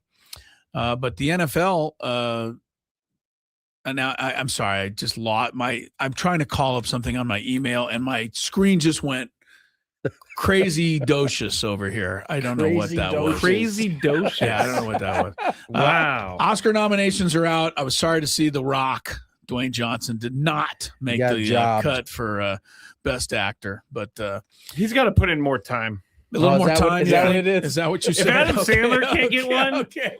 Scravy's got the answer for The Rock. Yeah, Adam Sandler. When would Adam Sandler been up for one? He was great in Uncut Gems and the movie I continue to forget the name of. It was so great that I can't remember the movie. I know exactly. Ant-Man was in it. He was Ant-Man was in it. Kermit. I like that movie. I will say, The Agent or something, wasn't it? He was he wasn't an agent. He was I don't even remember. It's on Netflix. See, KG says Adam Sandler not getting it for Uncut Gems was straight criminal. I agree. Right. I wonder why KG felt like that. The Oscars will be. Was he in the movie or something? KG? Yeah. No, not that KG on the chat. Oh, not Kevin Garnett. Kevin Garnett was in the movie. No, he was in it. Yeah, of course he liked it. Finalists have been named, though, for the NFL awards. And so let's go run through a few. Who should win these things? Or at least who we think can win it. We'll start with the Offensive Rookie of the Year. You going Jackson Dart. You going to Emeka Egbuka. Got Travion Henderson. McMillan. Tedera. It's a tough name. I'm going McMillan. McMillan. Yeah. And Tyler Shuck. Shuck. Yeah. My guy. Yeah. Give me McMillan. You go McMillan for that. Out of U of A. I would have gone Ibuka till about week 7 or 8. Yeah, he kind of fell off. He did. Jackson Dart got hurt. I would go Henderson. Patriots finished strong. He had a really tough start to the year, but he didn't start good. So, yeah. But I think by the end he was the best. I think Tony's right. I think go Tony's McMillan. All right, Yeah. Defensive Rookie of the Year. I don't know any of these guys except for Abdul Carter, the Giants, and I'm not giving it to him. Is he up for it? Yeah, he's a finalist. Seahawks DB, Falcons edge rusher, Browns Seahawks linebacker, another Falcons. What's the Seahawks DB's name again? No, I don't know. Nick Amanawari, I believe, but it's a tough one again. I'll leave that one for all of you listeners out there. Offensive Player of the Year: Puka, Bijan, JSN, or Drake May, Christian McCaffrey. That's tough. Christian McCaffrey's going to have to win one of the awards he's nominated for. He's nominated for 3. He's one of the first ever to do that. You say Bijan. I say Bijan for the last game, Tony, because he won me the thing and won everybody who had him the fantasy. But I think Christian McCaffrey's just better overall and has been. I'm not smooching up the Scraby here. I'm going McCaffrey. I wouldn't be mad at that one either. All right, Scrabe. You going of course. McCaffrey? All right. JSN, by the way, give him the nod over Puka because Puka is bordering on being an idiot, and he better get control of himself. Defensive Player of the Year. Again, this is a gimme, really, for Myles Garrett when you set the all-time sack record. Facts. Although Will Anderson of the Texans is really good, and I'm glad I don't have to ever try to block him. Comeback Player of the Year. This is, again, where McCaffrey is in. Was he this bad? Was he that He didn't bad play last year. Oh, he's hurt. Lawrence, Trevor Lawrence is one of those. See, that's not a comeback player of the year to me. Oh, hang on. Just relax. You over here trying to get your guy an award. Yeah, I'll give it. Okay, you giving McCaffrey this award too before you even hear the nominees. Why is that though? Because to me, a comeback player of the year is someone like J.K. Dobbins who got hurt, or Chris McCaffrey who didn't play the year before and then came back and had an incredible season. Play at all last year? He played like 4 games, 3 games, 4 games. So he played. Stephon Diggs, Aiden Hutchinson, and Dak Prescott are the other finalists. I'm going to leave that to people who know better than me. I don't know. I think all those guys should be in there because all of them played at some point the season before. Yeah. Hutchinson did. Diggs did. All I'm doing here is I'm picking the top 4, and then McCaffrey finishes 5th on that one. He said he had to win one, so he already gave him one. I'll give the comeback player of the year. No, I already gave him offensive player of the year. Yeah, that's what I'm going to keep. Okay, assistant coach. What I'm gonna keep. Assistant coach. Katrina has a good one. Comeback player of the year should have been Phillip Rivers. Yeah, that's interesting. That'd have been money. Very good. All right, assistant coach of the year. Former Dolphin, Vic Fangio. Former Dolphin, Brian Flores. Former Dolphin, Vance Joseph. And then finally 2 that aren't former, Josh McDaniels and Clint Kubiak, offensive coordinator of the Patriots. I would go with, Fangio did a good job. I don't want to see Josh McDaniels get it because his head is already so bloated. So I don't hear any lies there. Yeah, thank you. Get any picks there? That's a hard one. I don't really. I don't have one. Yeah, I don't either. There's no 49ers, so I'm out. All right, coach of the year. This is a tough group here. Liam Cohen, Ben Johnson, McDonald of the Seahawks, Shanahan is a finalist, and Mike Vrabel. We know Scraby's not voting for him. McVay's not as McVay didn't make the finals. Wow. Scraby, who do you got? That's a tough category. Shanahan. It's not Shanahan because it's not. He deserves a mention. It's McDonald. McDonald for the Seahawks. They got the best. I think it might be Liam Cohen. No one thought the Jaguars were going to be as good. Nobody as they had were. the Seahawks where they are. I think the Seahawks had a better roster. I'm sorry? Best record in the league? McDonald had the best record in the league. All right. I don't think anybody saw that. I think it's a split between McDonald and, sorry, Scraby, but Mike Vrabel from 4 wins to 14 is really that's good. A good one too. You don't want to hear it. I don't. You're right. And then finally, MVP, round up the usual suspects. Josh Allen is in there. Along with your guy McCaffrey. He won't win it. Trevor Lawrence. I think that's a big feather in his cap just to be a finalist. Wow, it really is. And then the 2 favorites are Drake May and Matthew Stafford. It's got to be Stafford. It's got to be. I got to go Stafford, and that's why Drake May, I think, will win Offensive Player of the Year. Yeah. Oh, okay. I think they'll give Drake May that. So they might give your guy comeback player of the year, but they got to give McCaffrey something. If no one wants comeback player of the year, Well, all right, Don't then he can speak give it for back. Christian. He might You want might it. like that. He got a little room on his trophy case for a few of those other things there. He should have won. He should win MVP. Man, I'll be honest. Well, then he could win MVP. he's not going to. He's a running back. Okay, that's just this. You know a fact. everything, don't you? It's a fact, He right? knows it all. Didn't we talk about this last year? Many Saquon? running backs have won MVP in the history. When but was the last one? It's been a bit. minute. It's been a minute. I think as it Tony was. likes to say. Was it It's been a Adrian minute. Peterson? Probably. It might have been AP. I think Coach of the Year is the most interesting one because I For think sure. you're right. Sean McVay could easily be in there, and he's not. Yeah, there was a lot of good. And you could put the coaching this year. Denver guy in. As much as I hate him, The Denver you put him in there. Don't mention him. I don't like him. Oh, Sean. Yeah, there's a lot of Coach of the Year Old candidates. tight-lipped Sean. The only guy we know that's not winning Coach of the Year is I think it was Adrian Peterson, by the way, 2012.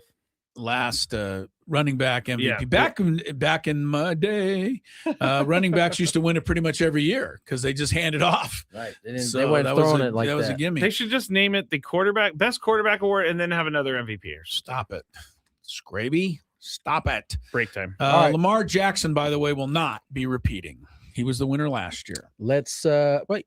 Of what? MVP. I thought that was Josh Allen. Oh, last sorry, year. Josh Allen. Okay. Sorry, I read it wrong. Okay. Dummy. I wasn't going to say anything because I'm always wrong. Let's get to break. When we come back, our high school prep on the soccer side. Hey, More Gwynn hey, and let's Chris. get some kicks.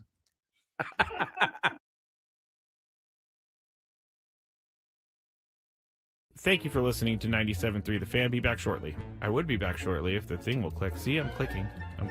I have no idea what's happening. It's not playing any commercials right now.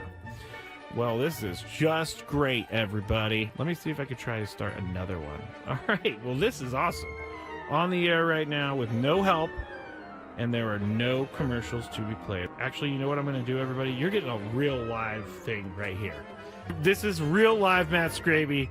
I'm going to have to restart Wide Orbit real quick. So goodbye, Wide Orbit. It's not even closing. I'm going to text Adam, and I'm going to say, Adam, I tried to go to break and the commercials did not play, and the program won't shut down. Oh, you know what I'm going to do? I'm going to have to do some Control-Alt-Delete over here. Control-Alt-Delete. Okay, I got it. Task Manager. It's not coming up. There it goes. Task Manager came up, everybody. I have no idea. I'm way too generous with my stroke giving. Never mind. Are you really? Never mind. Wait. I did not Let's mean explore for that to happen. I did not. That sounds like a promo to me. Scraby's giving out strokes.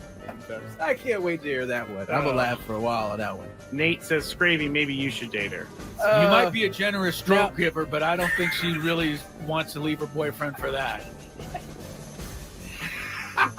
All right, that was good. In full disclosure, I'm reading this. Tony can't gather himself right now. That was a good one, Chris. That was a really good one. So I saw this at 7-Eleven, and I had to get it. It's called the One Chip Challenge. It was sitting there in the aisle, and I thought, why not? Because I am into spicy stuff. But this thing looks pretty hot. I'm not going to lie. It says a Reaper pepper and a Scorpion pepper. It's also in the shape of a coffin, which doesn't make me very happy about that. It doesn't make me feel good. Oh, extreme heat, it says. I'm going to try a little bit first, just so I don't die, I guess. That's the thing I'm saying. This looks... I don't even know if I should be eating this. It looks like it has mold or something, but let's see how hot it is. Let's go. There's a little bit of spice there. It's going. Oh, man. This is hot.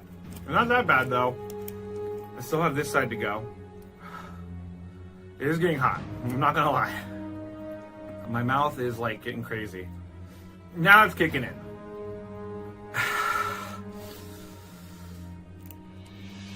I'm not sure if I'm gonna finish this. Honestly, it's getting serious. I gotta go with the milk. My mouth is dying right now.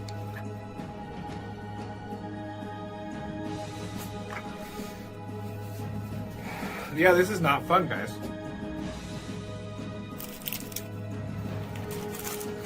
Never gonna do that again because my mouth is on fire. Thank you for listening to 97.3 The Fan. Be back shortly. I would be back shortly if the thing will click. See, I'm clicking. I have no idea what's happening. It's not playing any commercials right now. Well, this is just great, everybody. Let me see if I could try to start another one. All right. Well, this is awesome. On the air right now with no help, and there are no commercials to be played. Actually, you know what I'm going to do, everybody? You're getting a real live thing right here. This is real live Matt Scraby. I'm going to have to restart Wide Orbit real quick. So goodbye, Wide Orbit. It's not even closing. I'm going to text Adam, and I'm going to say, Adam, I tried to go to break and the commercials did not play, and the program won't shut down. Oh, you know what I'm going to do? I'm going to have to do some Control-Alt-Delete over here. Control-Alt-Delete. Okay, I got it. Task Manager. It's not coming up. There it goes. Task Manager came up, everybody. I have no idea. I'm way too generous with my stroke giving. Never mind. Are you really? Never mind. Wait. I did not mean for that to happen. I did not. That sounds like a promo to me. Scraby's giving out strokes. I can't wait to hear that one. I'm going to laugh for a while on that one. Nate says, Scravy, maybe you should date her. You might be a generous stroke giver, but I don't think she really wants to leave her boyfriend for that. All right, that was good. In full disclosure, I'm reading this. Tony can't gather himself right now. That was a good one, Chris. That was a really good one. So I saw this at 7-Eleven, and I had to get it. It's called the One Chip Challenge. It was sitting there in the aisle, and I thought, why not? Because I am into spicy stuff. But this thing looks pretty hot. I'm not going to lie. It says a Reaper pepper and a Scorpion pepper. It's also in the shape of a coffin, which doesn't make me very happy about that. It doesn't make me feel good. Oh, extreme heat, it says. I'm going to try a little bit first, just so I don't die, I guess. That's the thing I'm saying. This looks... I don't even know if I should be eating this. It looks like it has mold or something, but let's see how hot it is. Let's go. There's a little bit of spice there. It's going. Oh, man. This is hot.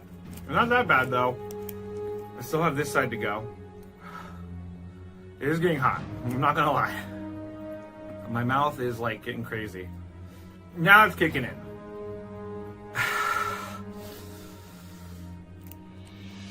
I'm not sure if I'm gonna finish this. Honestly, it's getting serious. I gotta go with the milk. My mouth is dying. Machinations here behind the scenes. I got so many hand motions going on right now. Scraby's waving runners, holding up other runners. Congratulations to today's biggest fan. That's one thing he's telling me to do. Is tell you that today's biggest fan is Hector Estopare. Estopare, Estopare. Hector, out in Vista. And I hope I pronounced your last name right, Hector. I gave it my best shot. Give us a call if you're out there, Hector Estopade. 10 minutes, 833-288-0973. And if Hector calls in, he'll qualify for the grand prize. 20 tickets for he and his friends, a night in the Odyssey Suite at a Padre game with all of the fan staff. I like it. It's later this season. It's catered by Spiro's Mediterranean Cuisine. Remember, if you haven't registered yet, come on.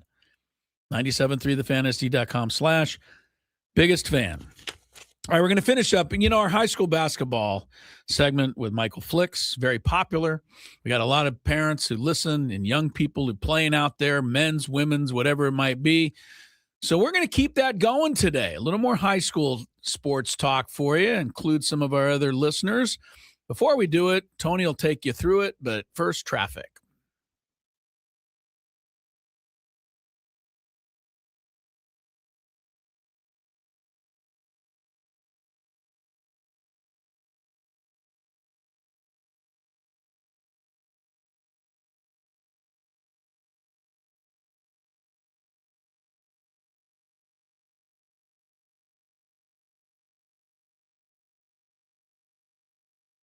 All right, obviously, we had Michael Flicks on yesterday. He does a great job covering San Diego County basketball, high school basketball. In order to have a segment like this, you got to have someone that really specializes and is into the sport that we're talking. And the sport we're talking today is soccer. Now, unlike basketball, I would say soccer and baseball are probably the two most successful sports in terms of having kids come out, go play at the next level. Soccer, here in San Diego, especially is picking up steam, no doubt, in that category. No doubt about it. Yeah. And joining us here today to talk a little bit about the high school soccer scene here in San Diego is Aaron Jaffe. Now, I've known Aaron for a little bit of time here. He recently became the recruiting coordinator at the club City SC that my 3 children are at right now. I was going to say, Tony, what interest do you have in soccer? I don't get it. Why are you so, Yeah, no, I've definitely grown to appreciate the sport. Aaron, how are you, man? Thank you for joining us today.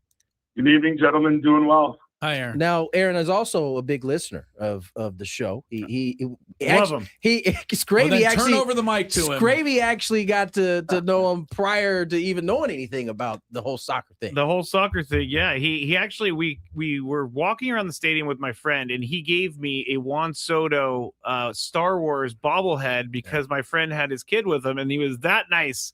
He gave the bobblehead to my friend's son. Yeah, so. No, Aaron often has baseball cards and things of that. I've known him since my playing days. But Aaron, welcome to the show, man. I know you watch a ton of soccer around the county. Now, before we get into any of that, I kind of think it's interesting about what you do for a lot of the kids here in the county, especially the ones that are with the club that you're with. As a college coordinator, what is it that you do? Honestly, I just try to provide some frameworks and guidelines to demystify the process to make it a little bit easier for everybody to wrap their head around, because it's one of those big momentous events in everyone's lives, and there's just so much stress, pressure, and everything kind of culminates in that moment towards the end of their club careers to find that next home. And so my job is just really to demystify that process, provide those, kind of guardrails. Like, I like to think of myself as the bumpers on a bowling pin lane, if that makes sense, or a bowling lane. Yeah. And, I'm not the one rolling the balls and knocking the pins over. I'm just there to kind of keep you from straying too far to one side or the other, so you can hit as many as you can by the time you get down there. Now, as Scraby understands the bumper rail thing, he gets that reference. Now, as I'm just sitting here, taking strays, seriously, even as his sister. Now, Jaffe, there are a lot of talented kids, boys and girls here in San Diego County. What does the scene in terms of recruitment look like here in San Diego? Is this a hotbed for, D1, D2, D3 coaches? Yeah, it's special. It's different than everywhere else in the country because, we can kind of drive 30 minutes from where we are up in Carlsbad, and you're going to hit multiple just fantastic clubs that do great jobs, and that's just, it's different than elsewhere, because you might have to drive like 4 hours to get to league games if you're in the Midwest, right? And it's just the density, the population, the desire for the game, the training standards, the coaching, just everything across the board. The parent support is just, it's special here. So it's one of those top locations across the nation. Aaron, today we had Trinity Rodman, who is as high profile a soccer player as we have in the country, signing $1 million contract. $2 million. $2 million, right? Okay, $1 million a year to play in the professional ranks. And I just wonder where we were to now.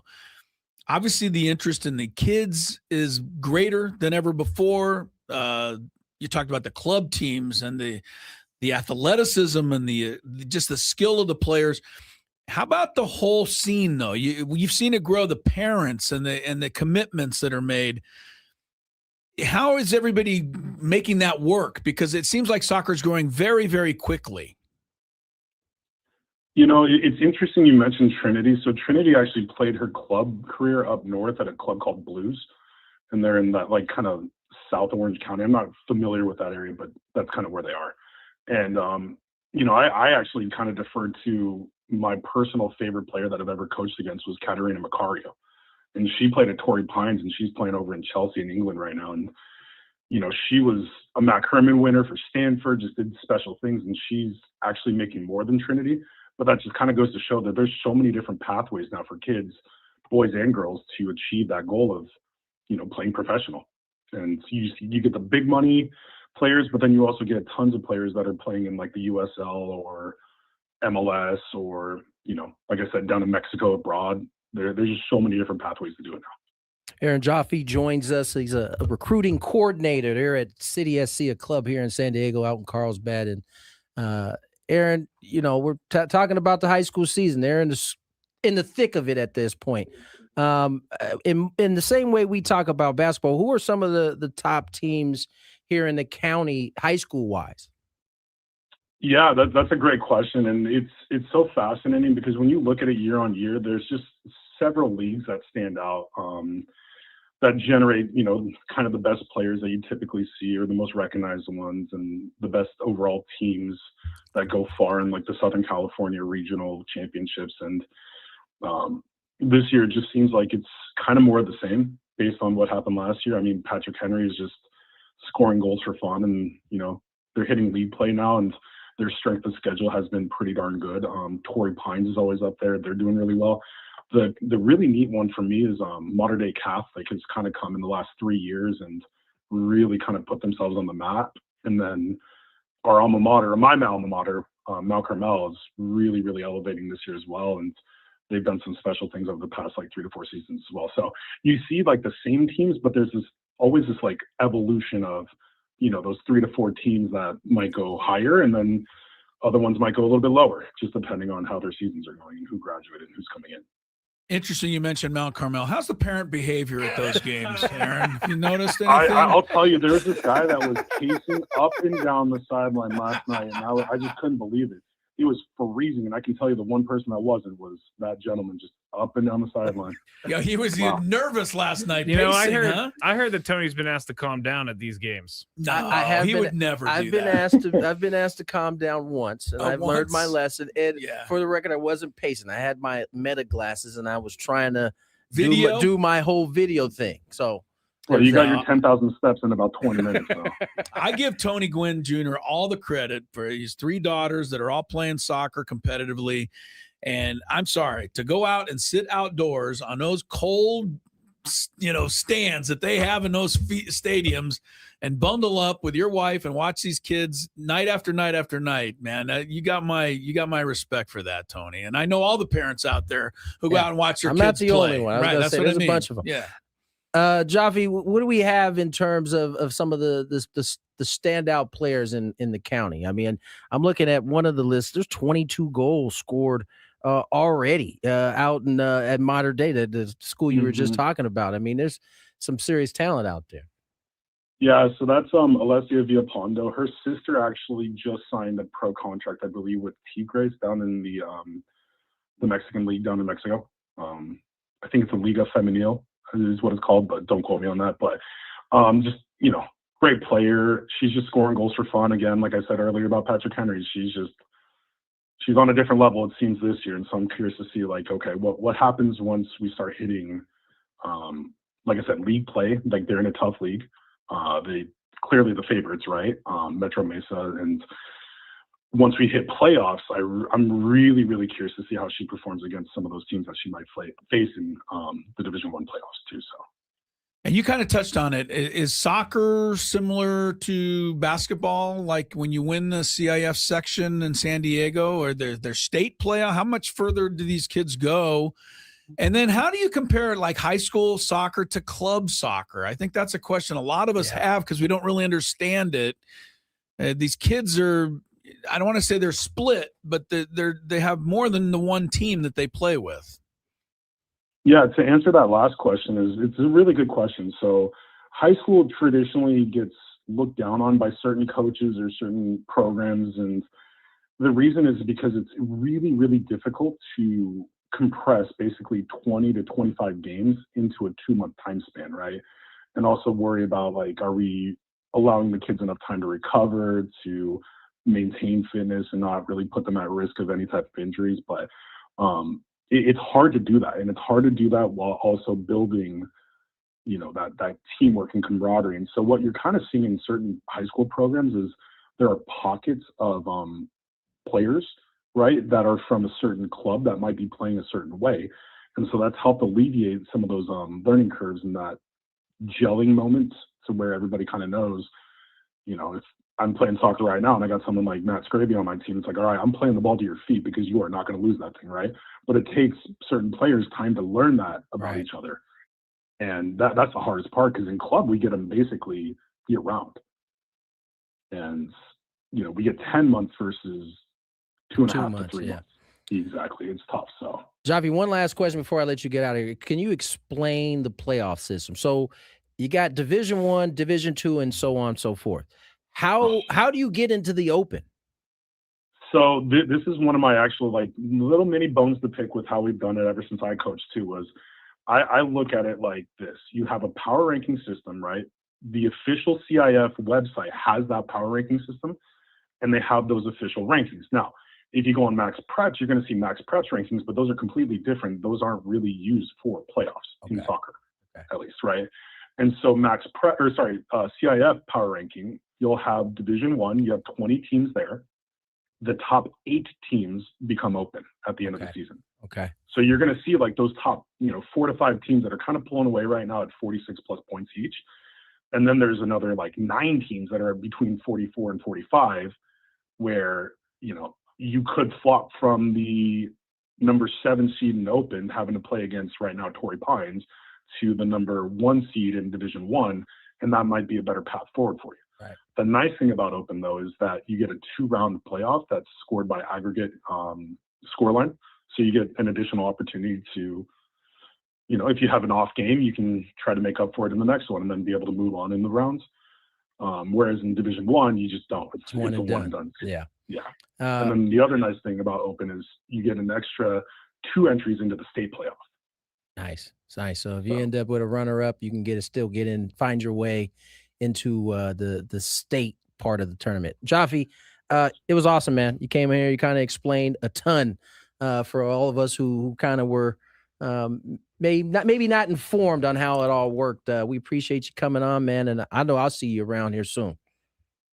Gentlemen, I appreciate the time. Thank you so much. Thanks. Aaron Jaffe, recruiting coordinator for CSC. I want to encourage everybody out there, even if you don't have kids, go out and support some of these schools. And if it's basketball, go to a basketball game that's near you. Go to soccer. Go to this stuff. Support these kids. They're out there working their tails off. Number one. Number two, if you go to soccer, dress really warm. Double up on the socks. Get the parka. Yeah, you're really doing something. You go to these soccer. Like the basketball fans, man, you guys got it easy. It's indoors. Yeah, no doubt. Soccer was not meant for winter, I don't think. I don't know that's when they play the matches. Sorry. So, well, remember they just in the pros they changed the schedule so that they get a few more of those warmer bad boys. That's great. What you got? Our guy Hamby, the great Hambino's coming in here, but he wasn't made aware that we don't have spots, so he thinks we're really late right now. Oh, he thinks we're really late right now. He thinks we were supposed to get off the air like 20 minutes ago. That was the original plan, but we changed the plan. Well, we have UCSD basketball coming up. Fired up about this. I think I picked against them today. Hambino, you better get a win for the Tritons. Hambino, or we're going to take you off of Padre duty. They changed the plan on us. So Scraby changed. I didn't change anything, and he didn't tell you about it. All right, go ahead, Chris. Who says goodbye? Me? It doesn't matter. I didn't do that. Tomorrow, the Aztec women, Bailey Barnhart, Kaylin Hamilton will be in studio. We always have fun with those kids. And we'll tell you who's going to the Super Bowl. See you at 2:00.